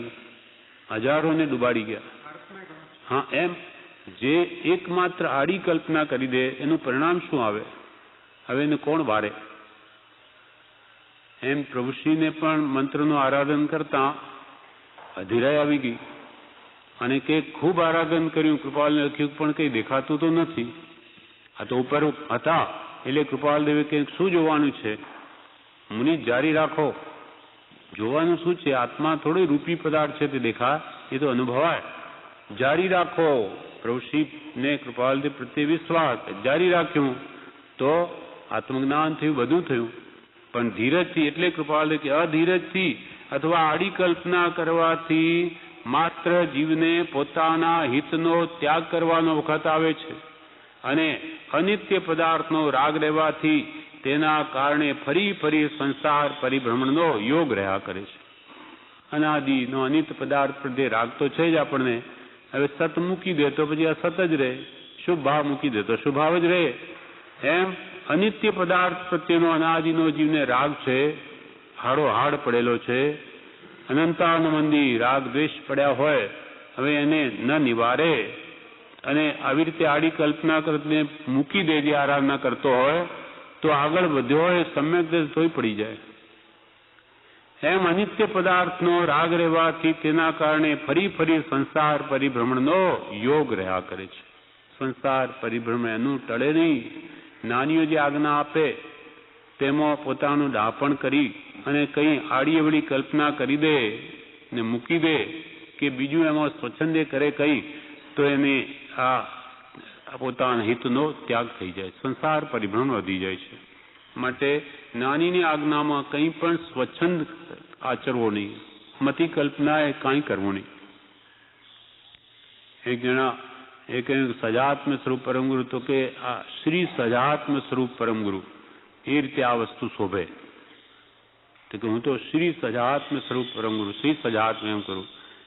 હવે તારી મતિ કલ્પના એમાં ઉમેરે શ્રી, શું કૃપાલના જ્ઞાનમાં નહોતું એમાં શ્રી લગાડવું? આ જીવને આવા ડાપણ નડે છે. પણ જ્ઞાનીઓ જે કહ્યું છે સત છે એમાં હું શું જાણું? જે શુદ્ધ સ્વરૂપ એને જે કહ્યું બરાબર છે એમાં મારે શું ઉમેરવું? એમ એક વચન, એક શબ્દ, અક્ષર કે એ કાનો માત્ર પણ આગા પાછી કરવી નહીં. જ્ઞાનીઓ બધું જાણે છે. એમાં આપણી તો મતિ અજ્ઞાનીની છે, એ તો અનુભવીને બધું કહે છે. એ જે કહે છે સત્ય છે. એમ આડી કલ્પના કરવાથી પોતાના હિતનો ત્યાગ કરવાનો વખત આવે છે, અને અનિત્ય પદાર્થમાં અનાદિનો જીવને રાગ રહેવાથી ફરી ફરી તે જીવને સંસાર પરિભ્રમણનો યોગ જ રહ્યા કરે છે. એ સંસારથી છૂટી શકે નહીં. હવે અંતિમ પેરેગ્રાફમાં ગાંધીજીને કૃપાલે લખે છે કે કંઈ પણ આત્મવિચાર કરવાની ઈચ્છા તમને વર્તે છે એમ જાણી ઘણો સંતોષ થયો છે. કે તમને આત્મા સંબંધીનો વિચાર કરવાની ઈચ્છા રહે છે એમ જાણીને એમને ઘણો સંતોષ થયો છે. જ્ઞાનીઓને સંતોષ સાથી થાય. આપણે જો આત્માના માર્ગે વળવાય છીએ તો એમને ખૂબ સંતોષ થાય કે આ જીવ કાળે કરીને જરૂર મુક્તિને પામશે. એમને તો એ જ જોઈએ છે. એમને કોઈ પૈસા જોઈતા નથી, માન મોટાઈ જોઈતી નથી. એમને તો એ જોઈએ છે કે હે ભવ્યો, તમે તમારા આત્માનો ઉદ્ધાર કરો, એમાં અમે ખૂબ રાજી છીએ. અને ઈચ્છાપદની શ્રદ્ધા વગર થઈ શકે નહીં. માટે કંઈ પણ આત્મવિચાર કરવાની ઈચ્છા તમને વર્તે છે એમ જાણી ઘણો સંતોષ થયો છે. ગાંધીજીને કૃપાલે કે તમને આત્મા સંબંધીની વિચાર કરવાની ભાવના જન્મી એમ જાણીને એમને ઘણો સંતોષ થયો છે. તે સંતોષમાં મારો કંઈ સ્વાર્થ નથી કે ભાઈ અમને કંઈ લાભ થશે, તમે આત્મકલ્યાણને માર્ગે ચડશો એટલે અમારે કંઈ થોડા ઘણા ટકા અમને મળશે, કાંઈ જ નથી. એમાં કોઈ અમારો સ્વાર્થ નથી. માત્ર તમે સમાધિને રસ્તે ચડવા ઈચ્છો છો, તેથી સંસાર ક્લેશથી નિવર્તવાનો તમને પ્રસંગ પ્રાપ્ત થશે. તમે આત્મ સ્વરૂપમાં રમણતા કરો, સ્વરૂપસ્થ થવાની ભાવના રાખો છો, સમાધિને રસ્તે ચડવા ઈચ્છો છો, તેથી સંસાર ક્લેશથી નિવર્તવાનો તમને પ્રસંગ પ્રાપ્ત થશે. તમારે એક કાળે કરીને એવો આવશે કે સંસારના દુઃખોથી તમે સર્વથા છૂટી જશો. ક્લેશે વાસિત મન સંસાર, ક્લેશ રહિત મન તે ભવાપાર. ઉદાસીનતા નો જ્યાં વાસ, સકલ દુઃખનો છે ત્યાં નાશ. તો તમને વૈરાગ્ય ભાવ આવશે. આત્મા સમજીનું જ્ઞાન મળતા, એનું સ્વરૂપ જાણતા, સંસારનું સ્વરૂપ જાણતા એના પ્રત્યે અભાવ થશે, અને કાળે કરીને સંસાર ક્લેશથી નિવર્તવાનો તમને પ્રસંગ પ્રાપ્ત થશે. એવો યોગ આવશે. કેમ કે તમને આત્મ વિચાર કરવાનો ની ભાવના જન્મી છે. તમે સમાધિને રસ્તે ચઢવા ઈચ્છો તો તેથી સંસાર ક્લેશથી નિવર્તવાનો તમને પ્રસંગ પ્રાપ્ત થશે. એવા પ્રકારનો સંભવ દેખી સ્વભાવે સંતોષ થાય છે. એવા પ્રકારનો તમને કાળે કરીને સર્વ દુઃખથી છૂટવાનો માર્ગ મળશે અને છૂટી જશો. એવા પ્રકારનો સંભવ દેખી સ્વભાવે એમને સંતોષ થાય છે. એ જ વિનંતી આ સ્વ પ્રણામ, એ જ વિનંતી આત્મ સ્વરૂપે પ્રણામ. એનામાં પત્ર પૂરો થયો. વિવેચનમાં જણાવે છે કે આત્માનો અવ્યાભાસ સુખ જીવને ભાનમાં આવતું નથી. એનું કારણ અનિત્ય વસ્તુમાં જીવને મોહ છે. તેથી જે ભાનમાં આવતું નથી, તેને લઈને આત્માનું ભાન થતું નથી. હું અને મારું માં જીવ રોકાઈ ગયો છે. હું દેહાદિ સ્વરૂપ છું અને દેહ સ્ત્રી પુત્રાદિ મારા છે, એમાં જ જીવ રોકાઈ ગયો છે. જ્યાં જ્યાં જન્મે છે ત્યાં ત્યાં તે રૂપ જ પોતાને માને. દેવ થાય તો હું દેવ, નારકી થાય તો હું નારકી, તિર્યંચ અથવા મનુષ્ય, એ ભાવો જ્યાં જ્યાં સ્ત્રી, હું તો પુરુષ, અમે તો વાણિયા, અમે તો બ્રાહ્મણ, અમે તો ક્ષત્રિય, જે કુલમાં કે જન્મ યોનિમાં જન્મે તે રૂપ જ પોતાને માની બેઠો છે. જ્યારે પ્રભુ શ્રી કહે એ રૂપ તારું છે જ નહીં, તું વાણિયો નથી, બ્રાહ્મણે નથી, આત્મા સ્ત્રી નથી, પુરુષ નથી, કાંઈ જ નથી, દેવ નથી, નારકી નથી. આત્મા તો શુદ્ધ બુદ્ધ ચેતન્ય ઘન અજર અમર અવિનાશી એવો આત્મા છે અને સુખનું ધામ છે, પરમાત્મા છે. આત્મા એ જ નિશ્ચયને પણ બધું પોતાનું સ્વરૂપ ભૂલી ગયો અને આ ચામડા હાડકાનું બનેલું શરીર એને પોતાનું સ્વરૂપ માને અને કુટુંબોને પોતાના માને. સ્વજન શબ્દ યથાર્થ નહીં. એમ કહ્યું એક મારા સ્વજન છે તો કે નથી, તું ભૂલે છે. એ તારા ક્યાં છે?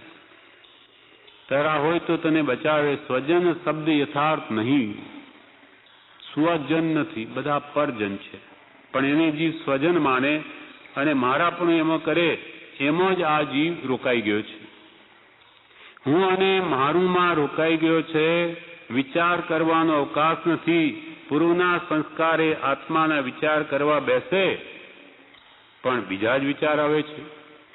એનું કારણ અનિત્ય વસ્તુમાં જીવને મોહ છે. ઠેકાણે ઠેકાણે જીવે પ્રેમ વેરી નાખ્યો છે.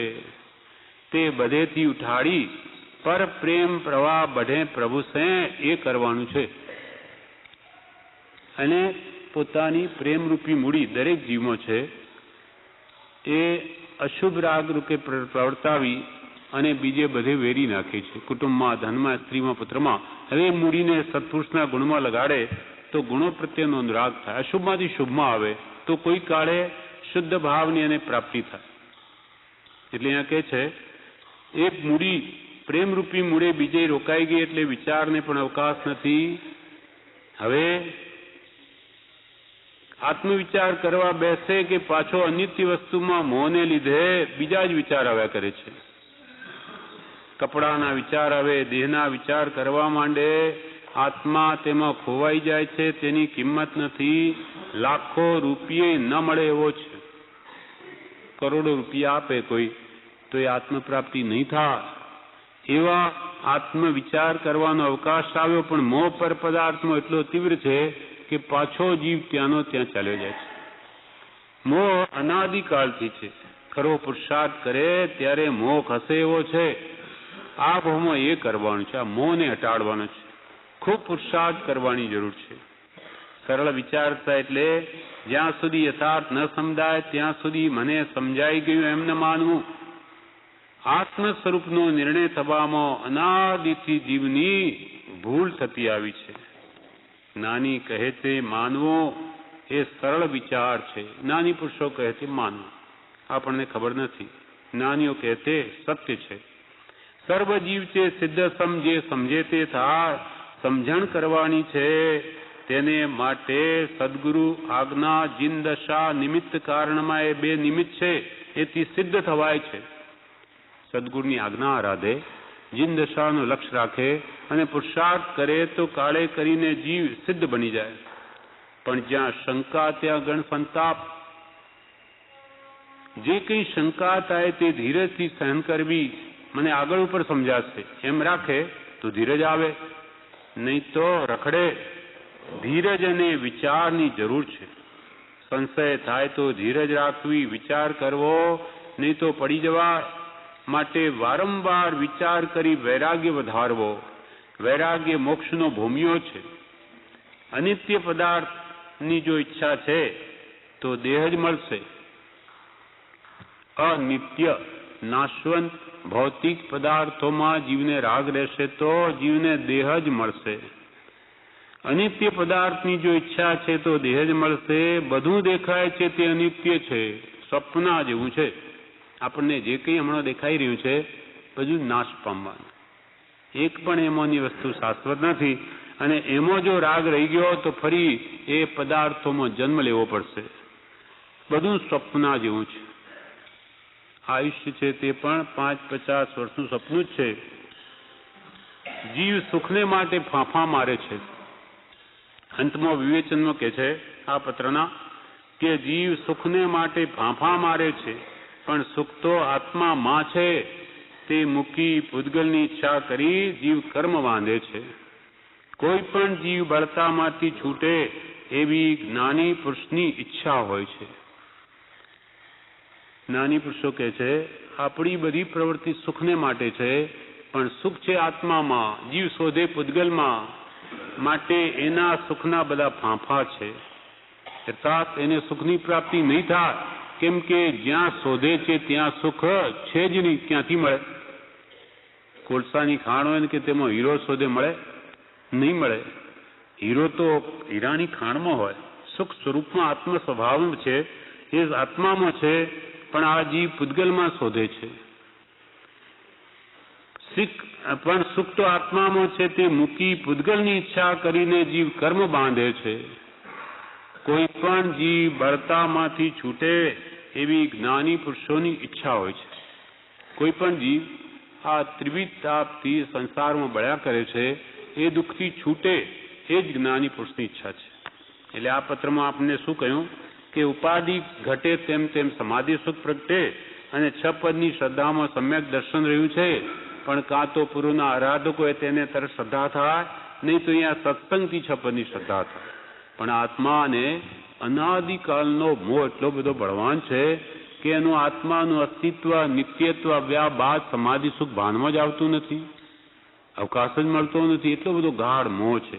એટલે જ્ઞાની પુરુષો કહે છે મોહ બહુ બળવાન છે, માટે ખૂબ ખૂબ પુરુષાર્થ કરી વૈરાગ ઉપશમના ગ્રંથો ખૂબ ખૂબ ઊંડાણથી વાંચી અને પહેલા વૈરાગ લાવો.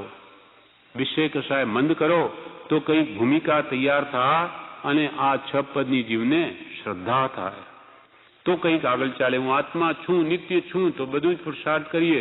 હું કોઈ કાળે શાશ્વત રહેવાનો જ નથી, શું કામ નથી? એમ છ પદની શ્રદ્ધા માટે આ યોગ્યતા કહી. પણ મોહ અનાદિનો છે, માટે સત્સંગ, સત્શાસ્ત્ર, સરળ વિચાર કરી દશા કરીને એની પ્રાપ્તિ કરવી. એ સિવાય બીજો છૂટવાનો કોઈ ઉપાય નથી. આ પ્રમાણે આ પત્ર 570 પૂરો થયો. હવે પત્રાંક 571 સૌભાગભાઈ ઉપર છે.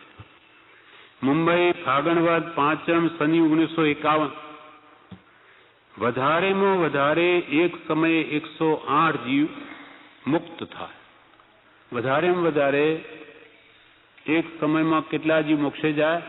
108. એનાથી વધારે નહીં જાય. એથી વિશેષ ન થાય એવી લોક સ્થિતિ જીનાગમમાં સ્વીકારેલી છે. એવી લોક સ્થિતિ, લોકમાં એવી વ્યવસ્થા છે કે જીન આગમ, જીનેશ્વર ભગવાનના મુખેથી જે વાણી આવી તે આગમ છે. અર્થાત જીનેશ્વર ભગવંતે આ કહેલું છે કે એક સમયમાં 108 જીવ વધારેમાં વધારે મોક્ષે જાય. વધારેમાં વધારે એક સમયે 108 જીવ મુક્ત થાય, એથી વિશેષ ન થાય એવી લોક સ્થિતિ જીનાગમમાં સ્વીકારેલી છે.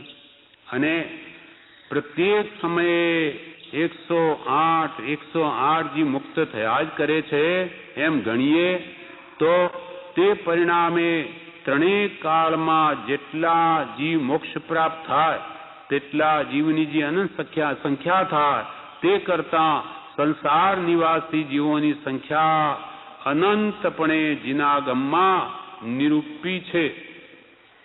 હવે શું કહે છે કૃપાલદેવ સૌભાગભાઈને લખે છે કે 108 માની લો કે જેટલો ભવિષ્યકાળ છે, અનંત કાળ છે ભવિષ્ય, એટલા સમય કરીએ તો અનંત અનંત થાય.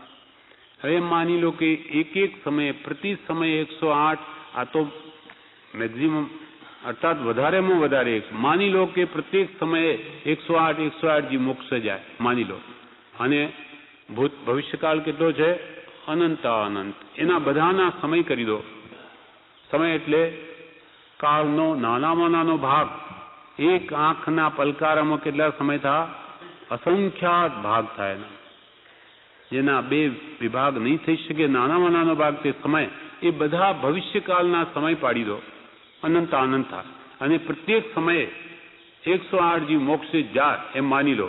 એ તો વધારેમાં વધારે કયા, પણ માનો કે જાય તો પણ જે અનંત ભવિષ્યકાળ છે એના અનંતાનંત સમયમાં 108 કરતા અનંતાનંત જીવ મોક્ષે જાય તેના કરતા પણ આ સંસારમાં કેટલા જીવો છે? એના કરતો પણ અનંતાનંત છે. આખો લોક છે આ જીવોથી ઠાંસીને ભરેલો છે, કાજલના કુપ્પાની જેમ. એટલે અનંત કાળ પછી પણ પૂછીએ તો આ જ હિસાબ છે. એટલે જેટલા જીવ આ સંસારમાં રહેલા છે એમાંથી કેટલો ભાગ આજ સુધી મોક્ષે ગયો? અનંતમો ભાગ. એ અનંત જીવો આ સંસારમાં છે, તેના આગળ જે જીવો મોક્ષે ગયા તેની કોઈ ગણતરી નથી. એટલા જ માત્ર જીવો મોક્ષે ગયા છે. એટલે મોક્ષ સહેલો નથી, એની પ્રાપ્તિ અત્યંત દુર્લભ છે. એ જ ભાવ અહીંયા કે છે.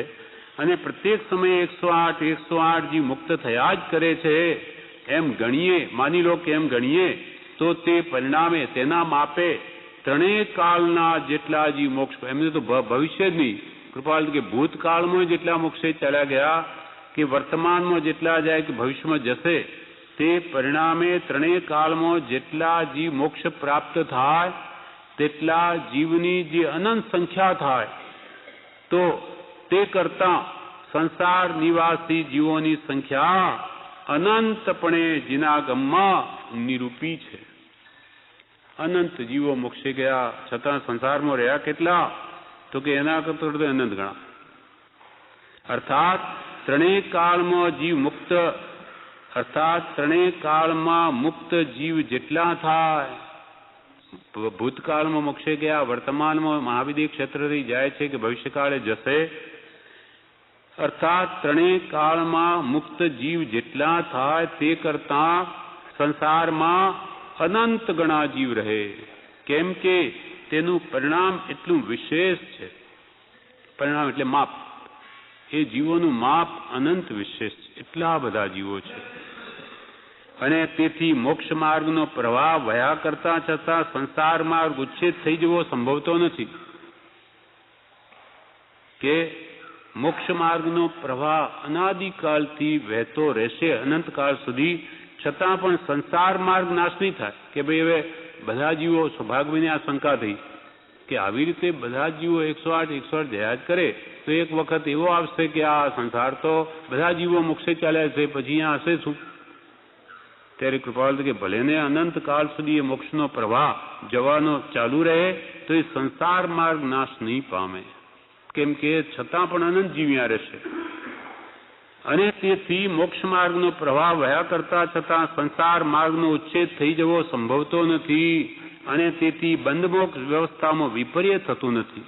બંધ મોક્ષની જે વ્યવસ્થા અનંતકાળ સુધી ચાલશે એમાં કોઈ વિપરીતતા આવવાની નથી, કોઈ ફેરફાર થવાનો નથી. આ વિશે વધારે ચર્ચા સમાગમમાં કરશો તો અડચણ નથી. આની ચર્ચા કૃપાલદેવ સૌભાગ્યમાં લખે છે, જ્યારે રૂબરૂ મળીએ ત્યારે કરશો તોય અડચણ નથી. જીવના બંધ મોક્ષની વ્યવસ્થા વિશે સંક્ષેપમાં પત્તું લખ્યું છે કે કર્મ બંધ રાગ દ્વેષે નિરંતર અને ભવે ભ્રમણગણ, તેથી સંસારમાં ભમવાનું કારણ રાગ દ્વેષ અજ્ઞાન એ મુખ્ય કર્મની ગ્રંથ છે. થાય નિવૃત્તિ જેથી તે જ મોક્ષનો પંથ છે.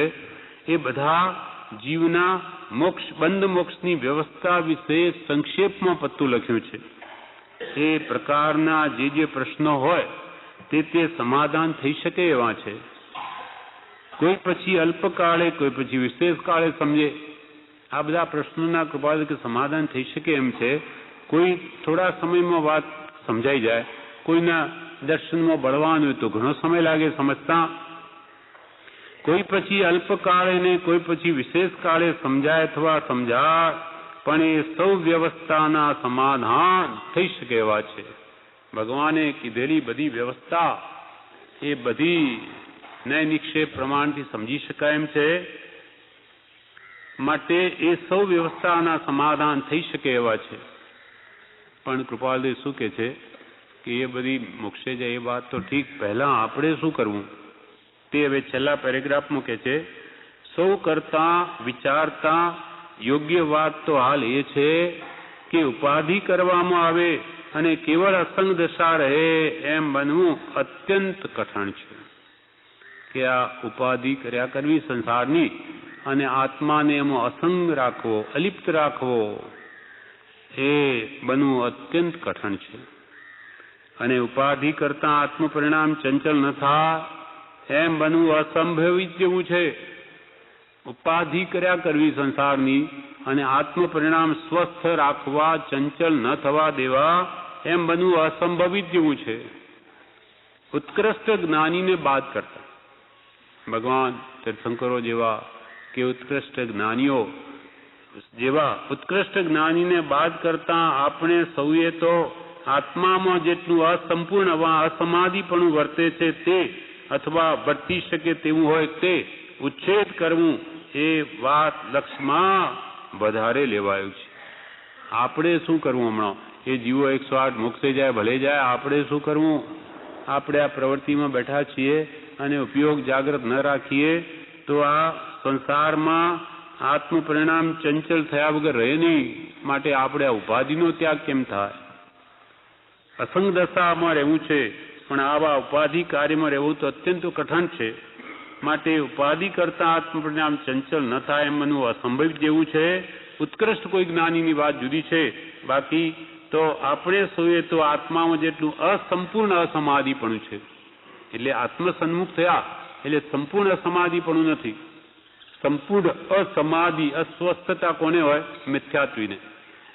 જે આત્મસન્મુખ થયો જ નથી એ સંપૂર્ણ અસમાધિવાળો છે. પણ કિંચિત આત્મસન્મુખ જેની વૃત્તિ છે તે અસંપૂર્ણ સમાધિ અને વર્તે છે તે, અથવા વર્તી શકે તેવું હોય તે ઉચ્છેદ કરવું, એને ઉખેડી ફેંકી દેવું. આત્માના પરિણામ રાગદ્વેષમાં જાય નહીં એ ધ્યાન રાખીને એને એવી પ્રવૃત્તિને કાઢી નાખવી, એ વાત લક્ષમાં વધારે લેવાયું છે. આપણે તો કે આ કરવાય છે. એના વિવેચનમાં બ્રહ્મચારીજી જણાવે છે કે સૌભાગભાઈએ પ્રશ્ન કર્યો કે સમય સમયે ઘણા જીવો મોક્ષે જાય તો એ બધા સંસારમાંથી ખૂટી પડશે, સંસાર બધો નાશ તો નહીં થાય? ત્યારે કૃપાલજી ઉત્તર આપે છે કે વધારેમાં વધારે એક સમયમાં 108 જીવ સિદ્ધ થાય. દરેક સમયમાં 108 જીવો સિદ્ધ કદાપી થાય એમ ગણીએ તો પહેલા જે સિદ્ધ થયા છે ભૂતકાળમાં અને હવે ભવિષ્યમાં જે થશે તે કરતા પણ અનંત ગણા જીવો આ સંસારમાં રહેશે. સંસારમાં રહ્યા છે તેના હિસાબમાં મોક્ષે ગયા છે તેનો કાંઈ હિસાબ નથી. એક બટાકાની સોયની અણી પર આવે એમાં કેટલા પ્રતરને કેટલા પુલવીને વગેરે છે, એમાં અનંત જીવો છે. એમાંના કેટલા જીવો મોક્ષે ગયા તો એમાંનો અનંતમાં ભાગ. તો અહીંયા સૂક્ષ્મ નિગોદ વગેરે ભલેની અનંત જીવો છે, એના હિસાબમાં મોક્ષે ગયા એનો કાંઈ હિસાબ નથી. તેના હિસાબ મોક્ષે ગયા તેના હિસાબમાં સંસારમાં રહ્યા તે અનંત જીવો છે, માટે મોક્ષે ગયાનો હિસાબ નથી. આખો લોક જીવોથી ઠાંસીને કાજલના કુપ્પાની પેઠે ભરેલો છે. એમાંથી ઉત્કૃષ્ટ રીતે એક સમયમાં 108 સિદ્ધ થાય તે પણ મનુષ્ય હોય તે જ મોક્ષે જાય. બીજી ગતિમાંથી જીવનો મોક્ષ નહીં થાય. સંસારનો ઉચ્છેદ થાય તો સારું છે. બ્રહ્મચારીજી વિવેચનમાં કહે બધા જીવ મોક્ષે જાય સારું છે ને. સંસારનો ઉચ્છેદ થાય તો સારું છે, બધા મોક્ષે જાય તો શું બગડી જવાનું છે? સારું છે, પણ એમ થતું નથી. મુમુક્ષુ કહે 108 ઉત્કૃષ્ટ એક સમયમાં સિદ્ધ થાય તે ભરત ક્ષેત્રમાંથી. ત્યારે બ્રહ્મચારીજી કહ્યું ના, બધા અઢીદ્વીપમાં મળીને 5 ભરત, 5 એરાવત ને 5 મહાવિદ્ય ક્ષેત્રે 15 કર્મભૂમિઓ છે, અઢીદ્વીપમાં રહેલી છે. એટલે જંબુદ્વીપ, ધાતકી ખંડ ને પુષ્કરાળ, આ અઢીદ્વીપમાં મનુષ્યો છે. એ ત્રણેયમાંથી મળીને વધારેમાં વધારે એક સમયમાં જીવો મુક્ત થાય તો 108 થાય. ઉપાધિ કરવામાં આવે અને અસંગ દશા રહે એ બનવું બહુ મુશ્કેલ છે. પૂર્ણ અસમાધિ તો નથી.